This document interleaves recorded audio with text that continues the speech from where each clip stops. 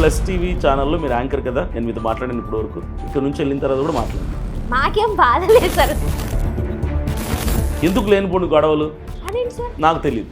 కేపల్ గారు వచ్చారు సడన్ గా, నాకు తెలియదు అంటున్నారు. ఆయన ఎవరో నాకు తెలియదు. నీ ఫీల్డ్లో నేను ఉన్నప్పుడు ఒక డ్రగ్ అడిక్ట్, అమ్మాయిలకి తిరిగేవాడిని, డబ్బులు విచ్చలుడు ఖర్చు పెట్టేవాడిని. ఆ లైఫ్ స్టైల్ నాకు నచ్చలా. మనిషిది కాబట్టి no man and no women is perfect on this earth. పాస్టర్లు అనే వాళ్ళు జనరల్ గా దోచుకుంటారు అనే ఒక అపోహన, అది నిజమా? బాబాలు కూడా దోచుకుంటారు. యూట్యూబ్ లో ఛానల్ పెట్టడానికి రీజన్ ఏంటి సార్? ఎందుకు పెట్టారు? అభినయ్ దర్శన్ అంటే ఇన్ అండ్ అవుట్ మీకు తెలియదు కాబట్టి. కర్ర విరగకూడదు, పాము సావకూడదు. నేను మాట్లాడి ఇది కరెక్ట్ కాదు, రాంగ్, మీరు ప్రూవ్ చేయండి, నేను సారీ చెప్తాను. చెడు వినకు, చెడు చూడకు, చెడు మాట్లాడకు, చెడు చెయ్యకు. మరి చెడు చేయనప్పుడు అమ్మాయిల బానిసలాగానే, డ్రగ్స్ అడిక్ట్ లాగానే ఎందుకు అయిపోయారు? అసలు ఆ స్మెల్ కూడా చూడు. క్రిస్టియన్ పాస్టర్లు అందరూ అబద్ధాలు చెప్పే కదా సార్ మేనేజ్ చేసేది. దొంగ వెధవులు ఉంటారు. మీ దగ్గర ఇదే సార్ నచ్చేది, మీ ఫాల్స్ అన్ని మీరు ఒప్పుకుంటారు. అంటే అక్కడ గట్స్ లేకనా? లేవనుకోండి సార్, మీరు పాస్టర్ కదా, ప్లీజ్ నన్ను చూసి నా ఫేస్ చూసి చెప్పండి. నా అర్థం నా ఫేస్ చూసుకున్నా నాకేం తెలియదు. మీరు ఎంత పాజిటివ్ ఉన్నా మీ మీద ఎందుకు ఇంత నెగిటివిటీ ఉంది? మీకు మీరేదో రాసేసుకుంటే ఎలాగ అంటారు. ఏదైనా సరే ఈ పద్ధతిని ఆ పద్ధతిని కాకుండా మనకు నచ్చిన పద్ధతిలో చేసుకోవచ్చు కదా సార్ పూజ. ఎలాగైనా అలా ఏముండదా మీ దాంట్లో? యేసు ప్రభు ఫోటో పెడితే కూడా విగ్రహ ఆరాధన పెట్టద్దా? మరి మీరు ఇన్ని చెప్తారు, ఇన్ని తెలిసిన వాళ్ళు, ఇన్ని లైఫ్లో చూసి వచ్చిన వాళ్ళు సార్, మరి మీ లైఫ్ ఎందుకు పర్ఫెక్ట్గా ప్రాపర్గా లేదంటే ఏం చెప్తారు? దేవుడు క్షమిస్తాడులే అని ఈరోజు తప్పు చేస్తే తప్పు. మీరు చెప్పింది మేమేం నమ్మం సార్, ఇది ఇక్కడ వరకు క్లోజ్ అయిపోతుంది. కానీ సరే నువ్వు ఇక మనం పోవాలి సార్, ఇక అలా వద్దే ఇంటర్వ్యూ. నాకు ఒక 10 లక్షలు అర్జెంట్గా పంచేయండి సార్, సేవ చేస్తాను జనాలకి. హాయ్, హలో, నమస్తే, వెల్కమ్ టు ప్లస్ టీవీ. నేను అలంకృత. సో రీసెంట్గా బై ఎలక్షన్స్ చాలా పెద్ద టాపిక్ అయిపోయింది. అంతకు ముందు కట్ చేస్తే వెరీ ఫేమస్ పర్సనాలిటీ అని చెప్పొచ్చు, అభినయ్ దర్శన్ గారు. మీ అందరికీ తెలుసు, యాజ్ ఏ పాస్టర్గా చాలామందికి నోన్ ఫేస్.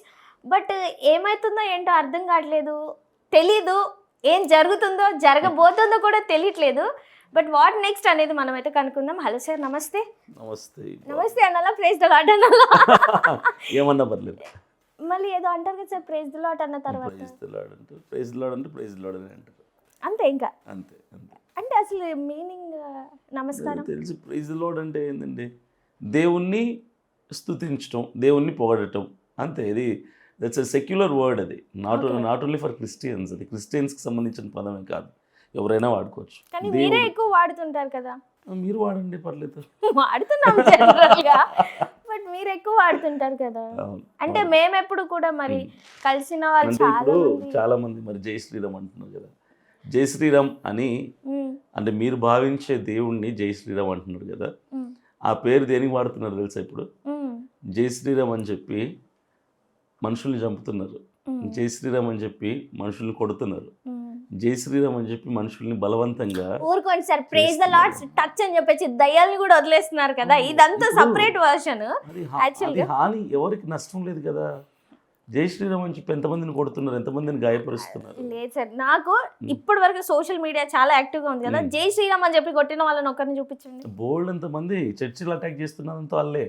మా వాళ్ళని, మా పాస్టర్ని షర్టు పట్టుకొని బలవంతం చేసి కొట్టి బొట్టు పెట్టి జై శ్రీరామ్ అని చెప్పించి, అంటే అది బలవంతంగా చెప్పించడంలో ఏం సాటిస్ఫాక్షన్ దొరుకుతుందో నాకైతే అర్థం కావట్లేదు.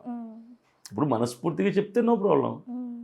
బలవంతంగా కొట్టి తిట్టి పోలీసులు కేసులు పెట్టి చెప్పే వరకు వదిలిపెట్టమని అంతా అది ఒక సైకోయిజం, సాడిజంలో అనిపిస్తుంది. సరే, యాక్చువల్గా జనరల్గా నేను చాలా ఫ్రెండ్లీగా వెళ్ళిపోదాం అనుకున్నాను, కానీ మీరు హార్ట్ మీద, అంటే ఈ టాపిక్ వచ్చేసింది ఆల్రెడీ, దిగిపోయారు కాబట్టి మీరు ఒకసారి హార్ట్ మీద చేసుకొని ఒక్కసారి, మీకు అంతా తెలుసు బట్ అయినా కానీ మీదే కరెక్ట్, మీదే వర్షన్ కరెక్ట్ అనే టైప్లో.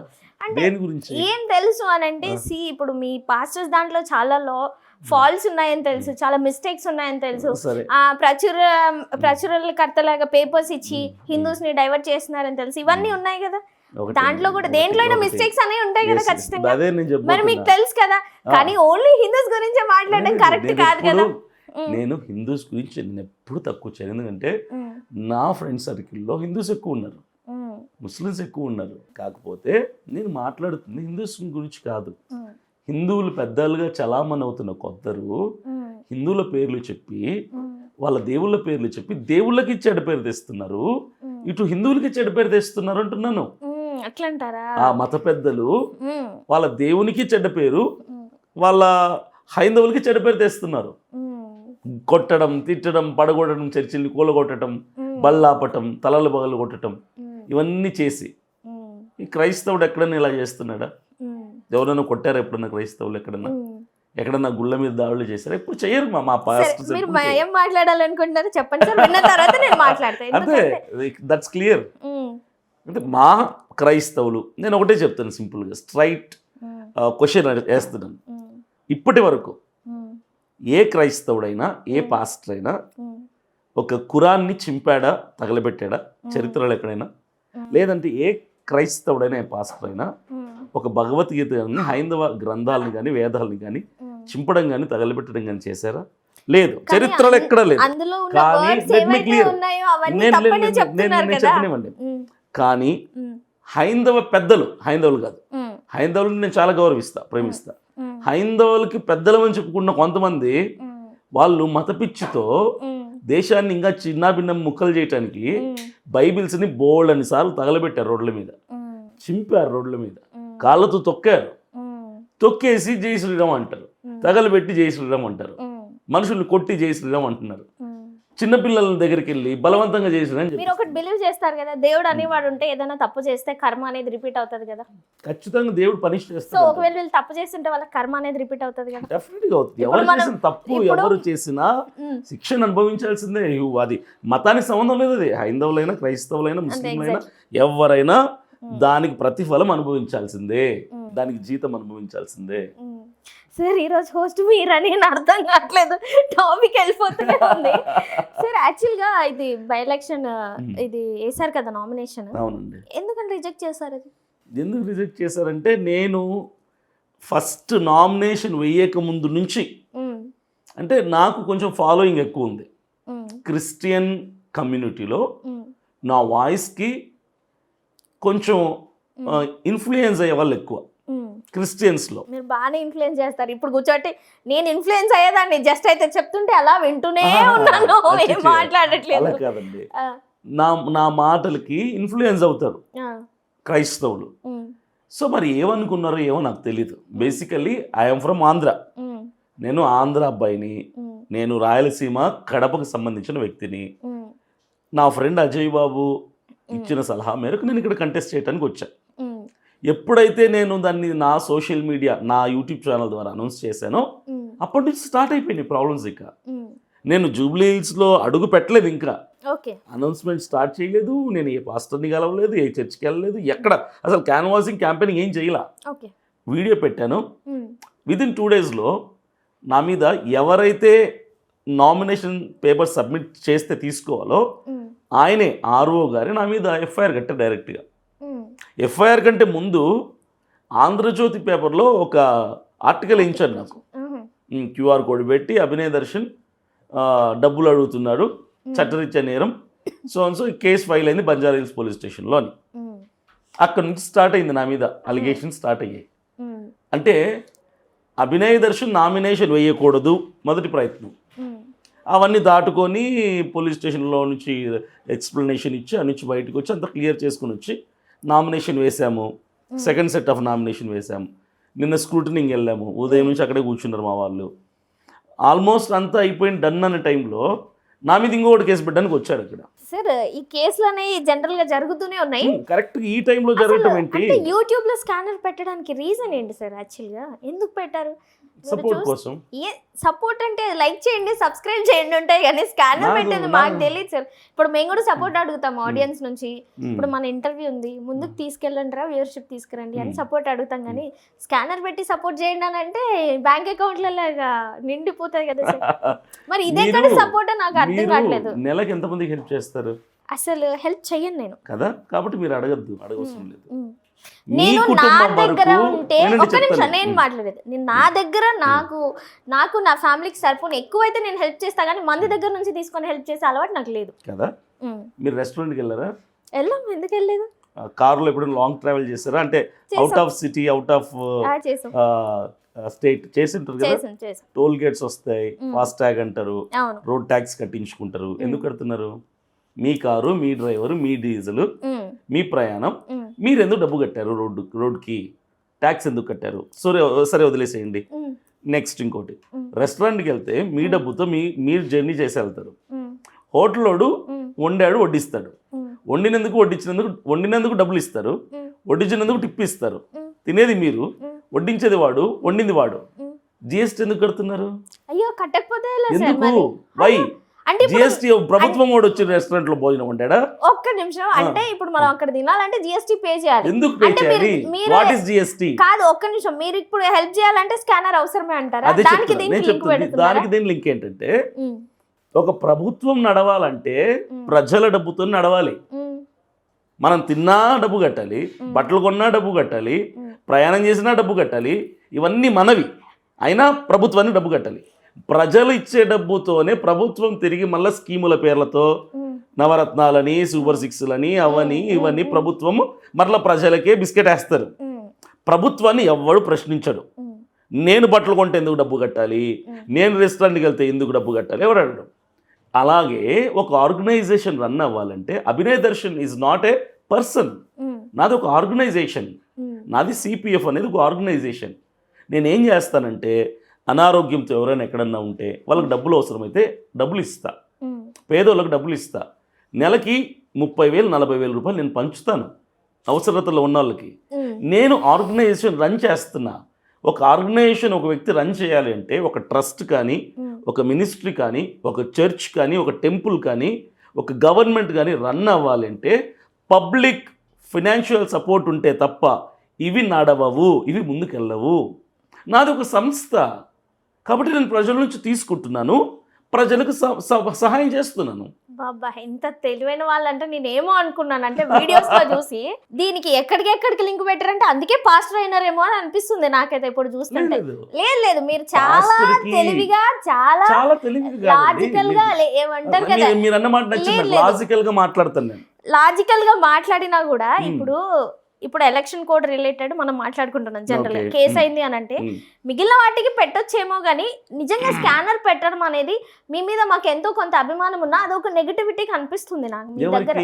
నాకే కనిపిస్తుంది, స్కానర్ ఎందుకు పెట్టి డబ్బులు ఎందుకు తీసుకుంటున్నారని కనిపిస్తుంది. అంటే అభినయ్ దర్శన్ అంటే ఇన్ అండ్ అవుట్ మీకు తెలియదు కాబట్టి. ఇన్ అండ్ అవుట్ తెలియదు, అక్కడ ప్రజల సొమ్ము అంటున్నారు, కట్ చేస్తే నేను ఇవన్నీ నడపాలంటున్నారు. అవును, ఇప్పుడు మళ్ళీ నన్ను అదే క్వశ్చన్ అడిగారు, మీరు ఏమైనా హెల్ప్ చేస్తున్నారంటే చెయ్యట్లేదు. ఎందుకంటే నేను రెండో ప్రశ్న అడుగుతాను, అడగండి. అడిగేవాడికి నాకు బాధ లేదు, ఇచ్చేవాడికి బాధ లేదు, నా నుంచి సహాయం పొందుకునే వాడికి బాధ లేదు. నేను మీకెందుకు అని మాత్రమే కాదు, మీలాగా కొన్ని వేల మంది ఉన్నారు. అంటే వీడు ఎందుకు డబ్బులు అడుగుతున్నాడు, వీడెందుకు ఫోన్ పేలు పెడతాడు, వీడెందుకు క్యూఆర్ కోడ్ పెడితే అకౌంట్ నెంబర్ ఎందుకు పెడతాడు అంటే, అరే నాకు ఇచ్చేవాళ్ళు ఉన్నారు భయ్. అభినయ్ దర్శన్ కి సపోర్ట్ చేద్దాం అనుకునే వాళ్ళు చాలా మంది ఉన్నారు. ఇప్పుడు వాళ్ళు సపోర్ట్ చేద్దామంటే నన్ను డోర్స్ ఓపెన్ చేయాలి కదా.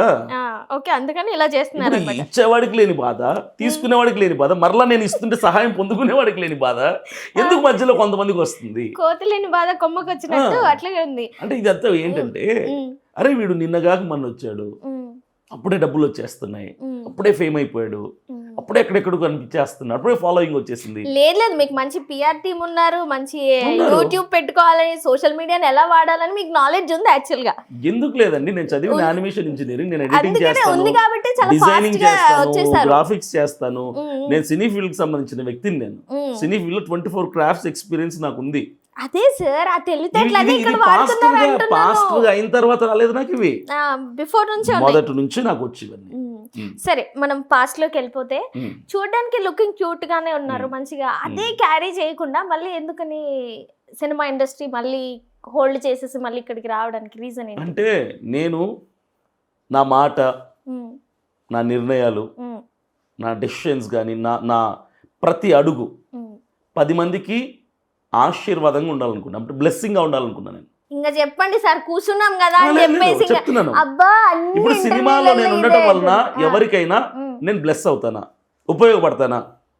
మీరు ఇంకా ఎక్కువ మందికి హెల్ప్ చేయొచ్చు కదా, ఇంకా అలాంటి ఆర్గనైజ్ ఇంకా ఎక్కువ పెట్టొచ్చు కదా సినీ సంపాదిస్తే. ఫీల్డ్ లో నేను ఉన్నప్పుడు ఒక డ్రగ్ అడిక్ట్ని, ఉమ్, అమ్మాయిలతో తిరిగేవాడిని, ఉమ్, డబ్బులు విచ్చలుడిగా ఖర్చు పెట్టేవాడిని. ఉమ్. ఆ లైఫ్ స్టైల్ నాకు నచ్చలా. మీరు మంచిగా ఉండాలనుకుంటే అక్కడ కూడా ఉండొచ్చు కదా. మీ నాన్నగారు ఆల్రెడీ ఫాదర్ అని చెప్తున్నారు కదా. అవును, మరి అలా ఎలా బాప్టిజం తీసుకుంటారు మీరు? ఈ చెడు అలవాట్ల కన్నా ఎలా బానిస అయిపోయారు? బాప్తిజం తీసుకున్నాక బానిస అవ్వకూడదని మనకు ఇది లేదు అయ్యో, కదా, వామ్మో, రూల్ లేదు ఇప్పుడు కదా. ఈ క్రిస్టియన్ సంఘాలన్నీ నా మీద పడతారు. మీరు ఎందుకు సార్ నన్ను ఇరికిస్తారు? నేనేదో బతుకుతుంటే. ఒకటి చెప్తాను ఒకటి, మేడం. మీరు బానిస అయ్యారు, బాప్టిజం తీసుకుంటే ఏం తప్పు చేయకూడదు, ఉమ్. ఇలాగే కొన్ని రూల్స్ ని ఫాలో అవ్వాలి అని చెప్పేసి మీది ఉంటది కదా. ఉమ్. మళ్ళీ ఎట్లా బాప్టిజం తీసుకొని, పైగా మీ ఫాదర్ ఉమ్. ఫాదర్ అలాంటప్పుడు మీరు ఎంత స్ట్రిక్ట్ గా ఉండాలి? మా ఫాదర్ అయినా మా ఫాదరు గాడ్ కాదు. మా మరి ఫాదరు ఎవరు గాడ్ ఎవరు మీ మా ఉద్దేశం? ఫాదర్ అయినా మా ఫాదర్ ఏంజల్ కాదు. మా ఫాదర్ దేవుడో దేవదూతనో లేదంటే ఆకాశం నుంచి వచ్చినాడో అయితే తప్పు అంటే తెలీదు. మా ఫాదర్ అయినా నేనైనా basically we are first human beings. మీరైనా నేనైనా మనుషులం ఫస్ట్. ఏ మతంలో ఉన్నా మనిషి బలహీనుడు, అంతేనండి, సింపుల్. కొంతమంది అనుకుంటారు పాస్టర్ అంటే ఇంక అబద్ధం ఆడేమో, పాస్టర్ అంటే అసలు ఆలోచనలు తప్పుడు ఆలోచనలు రావేమో, పాస్టర్ అంటే ఇంకెలా ఉంటాడో. ఎలా ఉండడు, సింపుల్. అలాగనే అందరిలాగానే ఆలోచనలు వస్తాయి, అందరిలాగానే టెంప్టేషన్స్ వస్తాయి, అందరిలాగానే అది చేయాలి అనిపిస్తుంటుంది. కాకపోతే మనం మంచిగా ఉండాలి అని నిగ్రహ శక్తితో అది చేయకూడదు, కరెక్ట్ కాదు కదా అన్న ఒక మనస్సు చెప్తూ ఉంటుంది. వద్దు వద్దు అని అన్నిటినీ బిగబట్టుకొని ఇష్టాన్ని చంపుకొని బ్రతకటమే ఒక క్రైస్తవుడి లక్ష్యం, అంతే. దీంట్లో ఏదో పాస్టర్ అంటే అలా ఏం కాదండి, సింపుల్. చెడుకు దూరంగా ఉండటమే. చెడు వినకు, చెడు చూడకు, చెడు మాట్లాడకు, చెడు చెయ్యకు. ఇది మీరు నమ్ముతారా? ఈ సిద్ధాంతం నమ్ముతారు కదా? ఇది బైబిల్ కాదు కదా. ఎవరు సార్? చెడే వింటాము, చెడే చూస్తాము ఇప్పుడున్న సొసైటీలో. చివరిది చెప్పండి, వినకుండా వినకు, చూడకు, మాట్లాడకు, చెయ్యకు. అల్టిమేట్ గా చెయ్యం కదా, చెయ్యము, చేస్తాం కదా, చెయ్యకూడదు అనుకుంటాం కదా. అస్సలు అనుకోం సార్, చెడే కావాలి. నేనైతే చేయకూడదు అనుకుంటా. అలా ఎందుకుంటా సార్? మరి చెడు చేయనప్పుడు అమ్మాయిల బానిస లాగానే, డ్రగ్స్ ఎడిక్ట్ లాగానే ఎందుకు అయిపోయారు? అది చెడు పాత కాదు. జీవితం. ప్రతి మనిషికి పాత కొత్త అనేది ఉంటుంది. ఓ తాగుబోతుడు ఉంటాడు, తాగేసి భార్య బిడ్డలను కొడుతూ సంపాదించిందంతా వైన్స్కి తగిలిపెట్టేసేటోడు. ఒక టైంలో వాడికి రియలైజేషన్ వచ్చింది ఇది కరెక్ట్ కాదని, మానేశాడు. ఎవరికి వచ్చినా రియలైజేషన్ తాగుబోతులకు వస్తుందా సార్? కొంతమందికి వస్తుంటది. నేను ఒకప్పుడు తాగుబోతుని, ఇప్పుడు మానేశాను. మీరు అస్సలు తాగట్లేదా? అసలు ఆ స్మెల్ కూడా చూడను సార్. నిజం చెప్పండి నిజమే సార్, చెప్తున్నాను. నేను నమ్మేది లేదు సార్. ఇప్పుడు అబద్ధం చెప్పి మేనేజ్ చేసి మనుషుల్ని చేయాల్సినంత కర్మ నాకు లేదు సార్. నిజం చెప్పండి, అబద్ధం చెప్పి మేనేజ్ చేయలేని అంటున్నారు కదా. ఇప్పుడు క్రిస్టియన్ పాస్టర్లు అందరూ అబద్ధాలు చెప్పే కదా సార్ మేనేజ్ చేసేది. అందరు పాస్టర్లు కాదండి, ప్రతి మతంలో దొంగ వెధవులు ఉంటారు, మంచి మనుషులు ఉంటారు. పూజారుల్లో, పాస్టర్లలో, ఇతర మతాల్లో. మీ దగ్గర ఇదే సార్ నచ్చేది, మీ ఫాల్స్ అన్ని మీరు ఒప్పుకుంటారు చాలా జెన్యూన్ గా. ప్రతి దాంట్లో, ప్రతి ఫీల్డ్ లో చెడు ఉంటది, మంచి ఉంటది, మోసం ఉంటది, న్యాయం ఉంటది, అన్యాయం ఉంటది, న్యాయం ఉంటది, ప్రతి చోట ఉంటదండి. ఇది నాట్ ఓన్లీ ఇన్ క్రిస్టియన్స్, పాస్టర్సే అంటే నేను యాక్సెప్ట్ చేయను. అది ప్రతి చోట చెడు మనుషులు రెండు ఉంటాయి.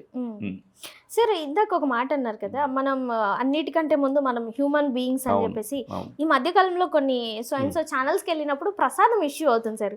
లడ్డు తినాలా వద్దా? ఫస్ట్ హ్యూమన్ బీయింగ్ కదా సార్, లడ్డు తింటే ఏమన్నా అవుతుందా సార్? లడ్డు తింటే ఏం కదా, తెప్పించండి, తింటాను. సరే, ప్రసాదమే అనుకోండి. మీరంటే చర్చిలో ప్రసాదాలు పెట్టరు, మాకు తినడానికి ప్రాబ్లం ఏం లేదు. ఎవరు చెప్పారు మా చర్చిలో పెట్టరని? ప్రసాదం ఏం ప్రసాదం పెడతారు సార్? పెడతాం, చెప్తాను. మా చర్చిలో ప్రతి ఆదివారం లేదా కొన్ని చర్చెస్ లో మొదటి ఆదివారం దేవుడి దగ్గర స్టేజ్ మీద పాస్టర్ గారే ప్రార్థన చేసి తన చేతులతోనే రొట్టెని విరిచి చింపి ద్రాక్ష రసాన్ని చిన్న చిన్న గ్లాసుల్లో పోసి బాప్తిజం తీసుకొని ఎవరైతే ఈరోజు వరకు చెడు చేయకుండా పాపం చేయకుండా వాళ్ళకి మాత్రమే ఇస్తారు. చిన్న పిల్లలకు కూడా ఇవ్వరు, బాప్తిజం తీసుకొని వాళ్ళకి ఇవ్వరు. ఇంకొకరు వెళ్ళి నాకు అన్ని సమానమే నాకు ఇవ్వండి అంటే కూడా ఇవ్వరు, ఇవ్వరు. అది మీకు అర్థం అవ్వాలని ప్రసాదం అంటున్నా. అది మేము బల్లా అంటాం. దాన్ని హోలీ కమ్యూనియన్ అంటాం ఇంగ్లీష్లో. అది మేము ఎవరికి ఇవ్వం, దానికి కొన్ని రూల్స్ అండ్ రెస్ట్రిక్షన్స్ ఉంటాయి. అది దేవుడి దగ్గర పెట్టింది, అది మాకు ఒక ప్రసాదం లాంటిది. అంటే తప్పులు చేయని వాళ్ళకి మాత్రమే ఇస్తా అన్నారు కదా, మరి అది ఎలా కుదురుద్ది? మానవ జీవితం తప్పు చేయని వాడే తీసుకు. ఇప్పుడు నేను ఉన్నాను, నేను ఎగ్జాంపుల్ చెప్తాను. మీరు తీసుకుంటారా? నేను చర్చ్కి వెళ్ళా, నేను పాస్టర్ కాదనుకోండి కాసేపు, నేను ఒక చర్చ్కి వెళ్ళే ఒక వ్యక్తిని. సార్ నిజంగానే కాదు కదా సార్, ఎవరికి ఎలా అవుతారు సార్?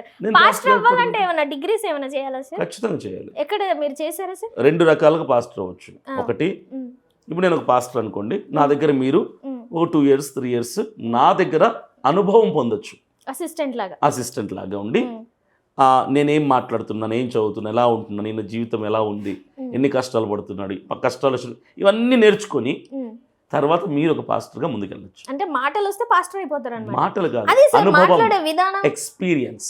ఒక పాస్టర్ దగ్గర ఉండి ఇంకొక, ఇప్పుడు మీ దగ్గర నేను ట్రైన్ అయ్యాను అనుకోండి 2-3 years, నేను పాస్టర్ అయిపోతానా? ఫీమేల్ పాస్టర్ అయిపోతాను? ఇప్పుడు ఒక కెమెరామెన్ ఉన్నాడు ఇక్కడ, ఇతని దగ్గర ఒక సంవత్సరం రోజులు. దేవుడికి టెక్నికల్ కి సంబంధం ఏంటి సార్? నేను అనుభవం గురించి చెప్తున్నాను. ఎక్స్పీరియన్స్ అనేది ఒక ఎక్స్పీరియన్స్డ్ వ్యక్తి దగ్గర ఒక ఫ్రెషర్ని వదిలిపెడితే ఒక సంవత్సరం, వీడికి కూడా ఆయన దగ్గర ఉన్న ఎక్స్పీరియన్స్ లో కొంతవరకు వస్తుంది, అనుభవాలు నేర్చుకుంటాడు. కెమెరామెన్ దగ్గర ఉంటే కెమెరా ఎక్స్పీరియన్స్ వస్తుంది, ఎడిటర్ దగ్గర ఉంటే ఎడిటర్ ఎక్స్పీరియన్స్ వస్తుంది, సింగర్ దగ్గర ఉంటే సింగర్ ఎక్స్పీరియన్స్ వస్తుంది, పాస్టర్ దగ్గర ఉంటే పాస్టర్ ఎక్స్పీరియన్స్ వస్తుంది. అనుభవాలు తెలిసిన వాడు ముందుకెళ్ళిపోవచ్చు. ఇది రెండోది, ఇది ఒకటి. రెండోది, అలాగంటే ఇప్పుడు మీరు ఫేమస్ అయ్యారు సోషల్ మీడియాలో యాజ్ ఏ పాస్టర్ గా. చాలా మందికి ఆశ ఉంటది క్రిస్టియన్స్ లో, నేను కూడా అభినవ్ గారి లాగా పాస్టర్ అయిపోవాలి, ఫేమస్ అయిపోవాలని. అలా పాస్టర్ ఫేమస్ అవ్వడు. లేదు, మీరు ఫేమస్ అయ్యారండి. నేను ఫేమస్ అయ్యింది యూట్యూబ్ లో, ఏదో నా కొన్ని వీడియోలు వైరల్ అయినాయి కాబట్టి ఫేమస్ అయ్యాను. ఫేమస్ అవ్వాలని పాస్టర్ అవ్వలేదు. పాస్టర్ అయితే ఫేమస్ అవ్వరు. మీకు మంచి నాలెడ్జ్ ఉంది కాబట్టి వీడియోస్ మీద వీటన్నిటి నేను మంచి వక్తనండి, నాకు మంచి వాక్చాతుర్యం ఉంది. చిన్నప్పటి నుంచి కథలు రాసేవాడిని, సినిమా కథలు రాసేవాడిని. నేను రైటర్ని బేసిక్ గా ఫస్ట్ నుంచి కూడా. నాకు ఆ వాక్చాతుర్యం అనేది నాకు సినిమాకు పనికొచ్చింది. సినిమా తర్వాత నేను మోటివేషనల్ స్పీకర్గా ఉండటానికి ఒక లైఫ్ కోచ్గా పనికొచ్చింది. తర్వాత నేను సేవలకు పాస్టర్గా వచ్చిన తర్వాత ఆ వాక్చాతుర్యం ఇక్కడ కూడా నాకు పనికి వస్తుంది.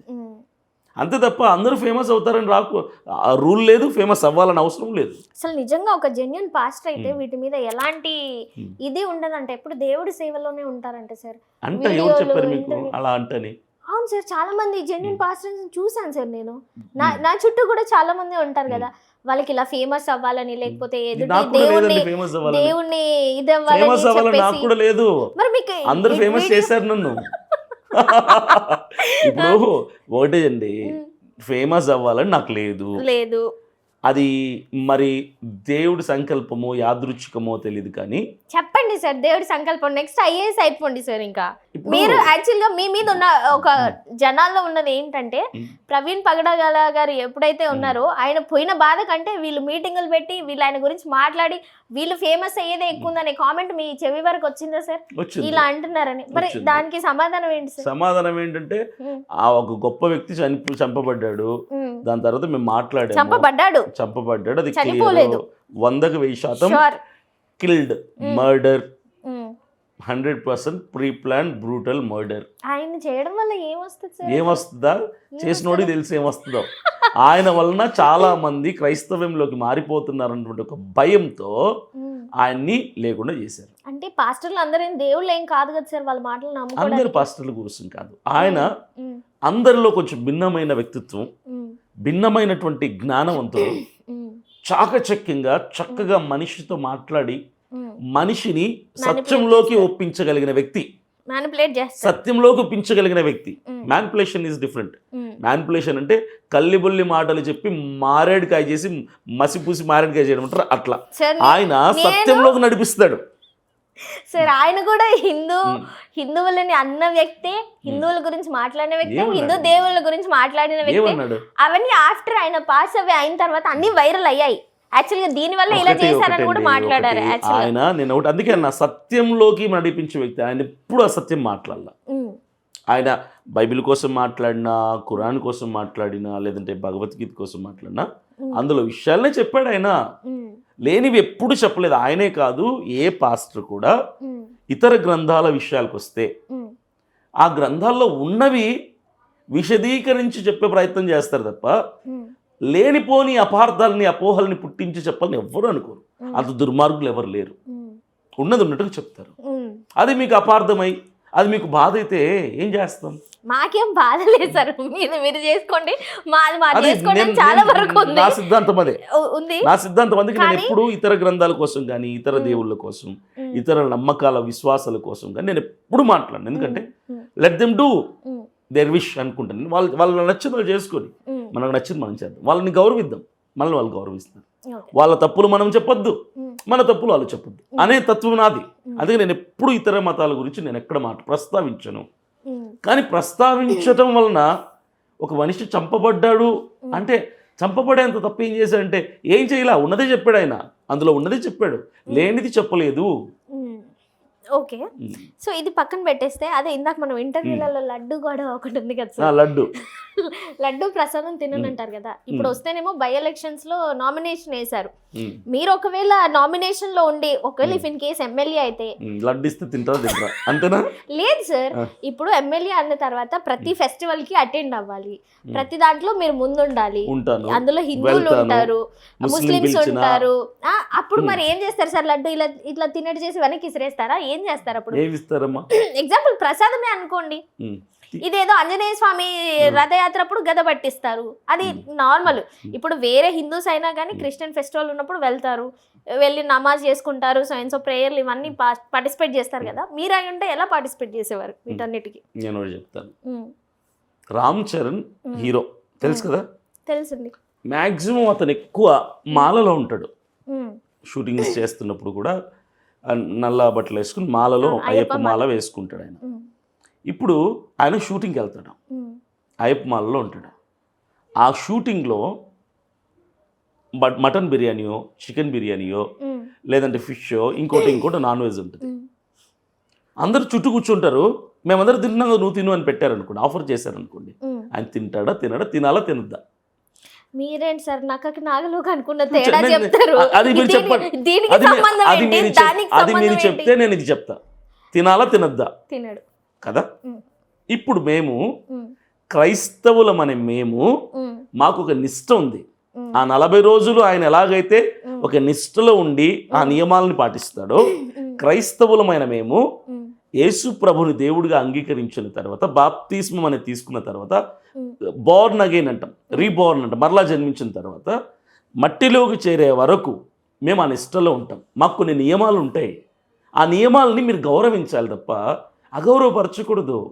అదొక్క విషయం తప్ప మీ ఇంటికి పిలిచి అన్నంలో నీళ్ళేసి పెట్టండి తింటాం మేము. మీరు ఇప్పుడు మా ఫెస్టివల్స్ కి వచ్చి మీరు ఎమ్మెల్యేగా ఉన్నప్పుడు మీరు అగౌరవపరిచినట్లయితే మీరు చెప్తున్నా, మీరు శ్రీరామనవమికి పిలిచినా, వినాయక చవితికి పిలిచినా, లేదంటే బతుకమ్మ పండగకు పిలిచినా, దేనికి పిలిచినా మేము వస్తా. బిర్యానీ పెట్టినా తింటా, పులిహోర పెట్టినా తింటాను, స్వీట్ పెట్టినా తింటా, ఏది పెట్టినా తింటా. కానీ ప్రసాదం అంటే మాత్రం నేను తీసుకోలేను. అది నా నిష్టకు భంగం కలిగిస్తుంది. అర్థం చేసుకుంటే అపార్థం చేసుకోదంటాను నేను. రెండు చేతులు పట్టుకొని నేనున్నాను సార్ మనిషిని, మీరు చర్చ్ లో పెడతాను ఫాదర్ రొట్టె మీకు పెట్టము ఎగ్జాంపుల్ కి, నాకు ఇస్తా అంటే నేను తింటాను. నేను ఇవ్వము. ఎందుకు ఇవ్వరు? ఇవ్వకూడదు. దేవుడిది ఎవరైనా దేవుడే సార్. దేవుడే, దానికి కొన్ని నియమాలు ఉంటాయి. ఎవరిని మార్చినా మిమ్మల్ని మార్చలేదు చెప్తున్నా. మాల వేసుకున్న వాళ్ళకి మరి నేను మనిషినే, నా ఇంట్లో చికెన్ తినంటే ఎలా ఉంటుంది మిమ్మల్ని పిలిచి? సరే దానికి దీనికి పొందనేంటి? అవునండి, ఇప్పుడు మీరు మాల వేసుకున్నారు, మీ నియమం ఏంటి? 40 రోజుల నియమం ఏంటి? వ్యక్తిగతమైన మార్పు కోసం వేసుకుంటారే తప్పితే, క్రైస్తవుడు కూడా జీవిత కాలము ఒక వ్యక్తిగతమైన మార్పు కోసం వేసుకున్నటువంటి నిష్ట లాంటిదే మాల కూడా. మీరు ఎలాగైతే 40 రోజులు వేసుకుంటారో మీకు మీరు నిష్టని మేము కూడా జీవితకాలం వేసుకున్నాం. మిమ్మల్ని మేము గౌరవిస్తాం 40 రోజులు, మమ్మల్ని మీరు గౌరవించండి. 40 రోజులు ఒక్క ప్రసాదం విషయంలో మమ్మల్ని పక్కన పెడితే పండగలకు వస్తాం, పేరంటాలకు, పెళ్లిళ్ళకి, పుట్టినరోజులకు వస్తాం. నన్ను పిలవండి, వస్తాను, మీ పండగకు పిలవండి. దీపావళి నిన్న వెళ్ళిపోయింది, వస్తే క్రాకర్స్ అయినా పీల్చుకునే వాళ్ళం కాదు సార్. చెప్తున్నాను అంటే ఎక్కడా కూడా మాకు హిందువుల ఇంటికి వెళ్ళొద్దు, హిందువుల ఇంట్లో నీళ్ళు తాగకూడదు, వాళ్ళు పెడితే తినకూడదు, ఇవి లేవమ్మా. లక్షణంగా వెళ్తాం, లక్షణంగా తింటాం. చెప్పే వాళ్ళ మీద కేసు పెట్టండి. మీ ఏరియాలో ఉన్న పోలీస్ స్టేషన్కి వెళ్ళి పలానా పాస్టరు హైందవుల ఇళ్ళలోకి వెళ్ళొద్దంటున్నాడు, హైందవుల ఇళ్ళలో ఏమి తినద్దంటున్నాడు, నీ కేసు పెట్టండి, ఎఫ్ఐఆర్ కట్టండి. అక్కడ దాకా ఎందుకు సార్, అట్లాంటి మూర్ఖులుగానే వదిలేసాం మేము చాలా వరకు. ఎందుకంటే మేము చర్చిలకు వస్తామని అంటే నాకేం ప్రాబ్లం లేదు, చాలా మందికి ఏం ప్రాబ్లం ఉండదు యాక్చువల్గా. అండ్ ఇంకొకటి క్రిస్టియానిటీలో ఉన్న వాళ్ళకి కొన్ని వీడియోస్ వస్తాయి సార్ జనరల్గా, మీరు అవి చూసి నవ్వుకుంటారా, ఎంజాయ్ చేస్తారా జనరల్గా? ఏం వీడియోలు సార్ మీకు తెలియని వీడియోస్ ఏమైనా ఉంటాయా సార్ చెప్పండి. అంటే చెప్పండి. జనరల్గా నవ్వుకునే వీడియో అయితే నాకు ఎప్పుడు కనిపించలేదు క్రిస్టియన్ సంబంధించినవి. ఎందుకు లేవు సార్, చాలానే ఉన్నాయి కదా సార్. సంవత్సరం నుంచి పీరియడ్స్ ఆగిపోయినాయి. పోయిన నెలలో అనుకున్నా ఎలాగైనా నాకు పీరియడ్స్ రావాలి తండ్రి. ఇంటికి వెళ్ళి తైలాభిషేకం తీసుకొని పోయి ఆయిల్ గురించి చెప్తుంది తన. 10 రోజులకే నాకు పీరియడ్స్ వచ్చింది. ఏంటి సార్ ఇది ఆయిల్ గొడవ ఏంటి? ఇంకొక వీడియో కూడా చాలా ఉన్నాయి. కప్పుకునే విషయంలో చాటింగ్లు చేస్తారు, డిలీట్ చేసేస్తారు, ఫోన్లు చేసుకుంటా ఉంటారు, ఎవరెవరికో డిలీట్ చేసేస్తూ ఉంటారు. వాళ్ళు చూస్తే సారీ సార్, మిమ్మల్ని ఇబ్బంది పెడుతున్నానా? ఇదంతా తెచ్చి రోత అది కాదమ్మా, లేదు కదా. అందులో తప్పే ఉంది సార్, తప్పే ఉందా? ఇప్పుడు నాగపాము కాటేసింది అంటది ఒక ఆవిడ వచ్చి. పాము మొన్న 5 రోజుల కింద కాటేసింది సార్. మిమ్మల్ని కాటేసిందా? అన్నీ కాటేసింది. మొన్న అదే తీసుకుపోయింది, బాగు చేసింది.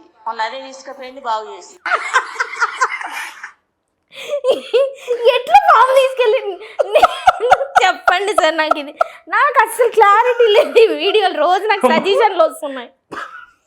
పాము ఎలా తీసుకెళ్తుంది సార్ చెప్తున్నారు కదా సార్. అమ్మ ఒకటి చెప్తాను, స్టేజ్ మీద ఎక్కేసరికి ఆమె టెన్షన్ లో ఏదో మాట్లాడేసింది సార్. ఒక్కటంటే ఏమో అనుకోవచ్చు సార్, చాలా ఉన్నాయి సార్ ఇంకా నా దగ్గర. కొంతమంది ఇంకొక వీడియో సార్ తీసుకొని మామూలుగా తుడవట్ల, చిన్న డస్ట్ పార్టికల్ కూడా ఉండద్దని ఈవిడ ఎవరంటే ఒక జాన్ వెస్లీ గారి వైఫ్ పాసిపోయి ఎర్రగా కందిపోయిందండి. పెద్ద సమస్య వచ్చి పడింది. కందిపోతే నాకు దేవుని స్వరం వినబడతా ఉంది. ఏమిటండి మీరు మాట్లాడేది? ఏమనంటే, బ్లెస్సీ నువ్వు చీపురు మధ్యలో పట్టుకున్నావు, నువ్వు చీపురు కార్నర్ కి పట్టుకున్నావు, నువ్వు కొంచెం కిందకి పట్టుకో అని వినబడుతుందండి. ఇంకా నయం, బ్లెస్సీ నువ్వు పక్కకి జరుగు, నేను వచ్చి తుడుస్తా అనలేదు. ఈ వీడియోలు మీకు వస్తాయా సజెషన్స్ లో? ఈ వీడియోల గురించి మీరు ఏమంటారు? ఒకటే అండి సార్, జనరల్ ఇందాక ఒక క్వశ్చన్ అడిగితే ఆవిడ భక్తురాలు, ఆవిడ వచ్చి ఫ్లోలో భయానికి ఏదో చెప్పేసింది అన్నారు. మరి ఈవిడ పరిస్థితి ఏంటి సార్? ఒకటండి, ప్రజలు వింటున్నారని ఎవరు పడితే వాళ్ళు ఏది పడితే అది మాట్లాడకూడదు. నేను ఒకటే, తప్పును తప్పుగా ఖండిస్తే మంచిది. ఇప్పుడు చీపురు గురించి మాట్లాడడానికి దేవుడు అంత ఖాళీగా ఉంటాడా? కనీసం నేను ఊడ్చిన మీరైనా పట్టించుకోరేమో, దేవుడేగా పట్టించుకుంటాడు సార్. కాబట్టి అవన్నీ ఏంటంటే, కొంతమంది మైక్ పట్టుకోగానే స్టేషన్ మీదకి వెళ్ళగానే అంటే ఆ ఫ్లోలో ఏది పడితే అది దొర్లుతుంటే వాళ్ళు కూడా రియలైజ్ అవుతారు తర్వాత, అరే ఇలా మాట్లాడుకుంటుంటే బాగుండేది అనేది. అది వాళ్ళు రియలైజ్ అయిపోయిన తర్వాత కూడా ఇలా చాలా మంది ట్రోల్స్ చేస్తూ ఉంటారు. అది పెద్ద నేరమేం కాదు, పొరపాట్లు. మరి ఎంత పొరపాట్లా సార్? అది కరెక్ట్ కాదు. నేనైతే దాన్ని యాక్సెప్ట్ చేయను. చూస్తారు అసలు ఆ వీడియో, వీళ్ళందరూ మీకు తెలిసే ఉంటది కదా సార్. చూస్తాం కానీ అలా కరెక్ట్ కాదు.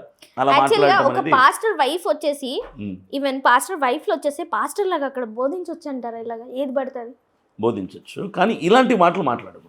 మరి మీరు మీ వర్గం వాళ్ళే కదా, ఎందుకు ఖండించట్లేదు?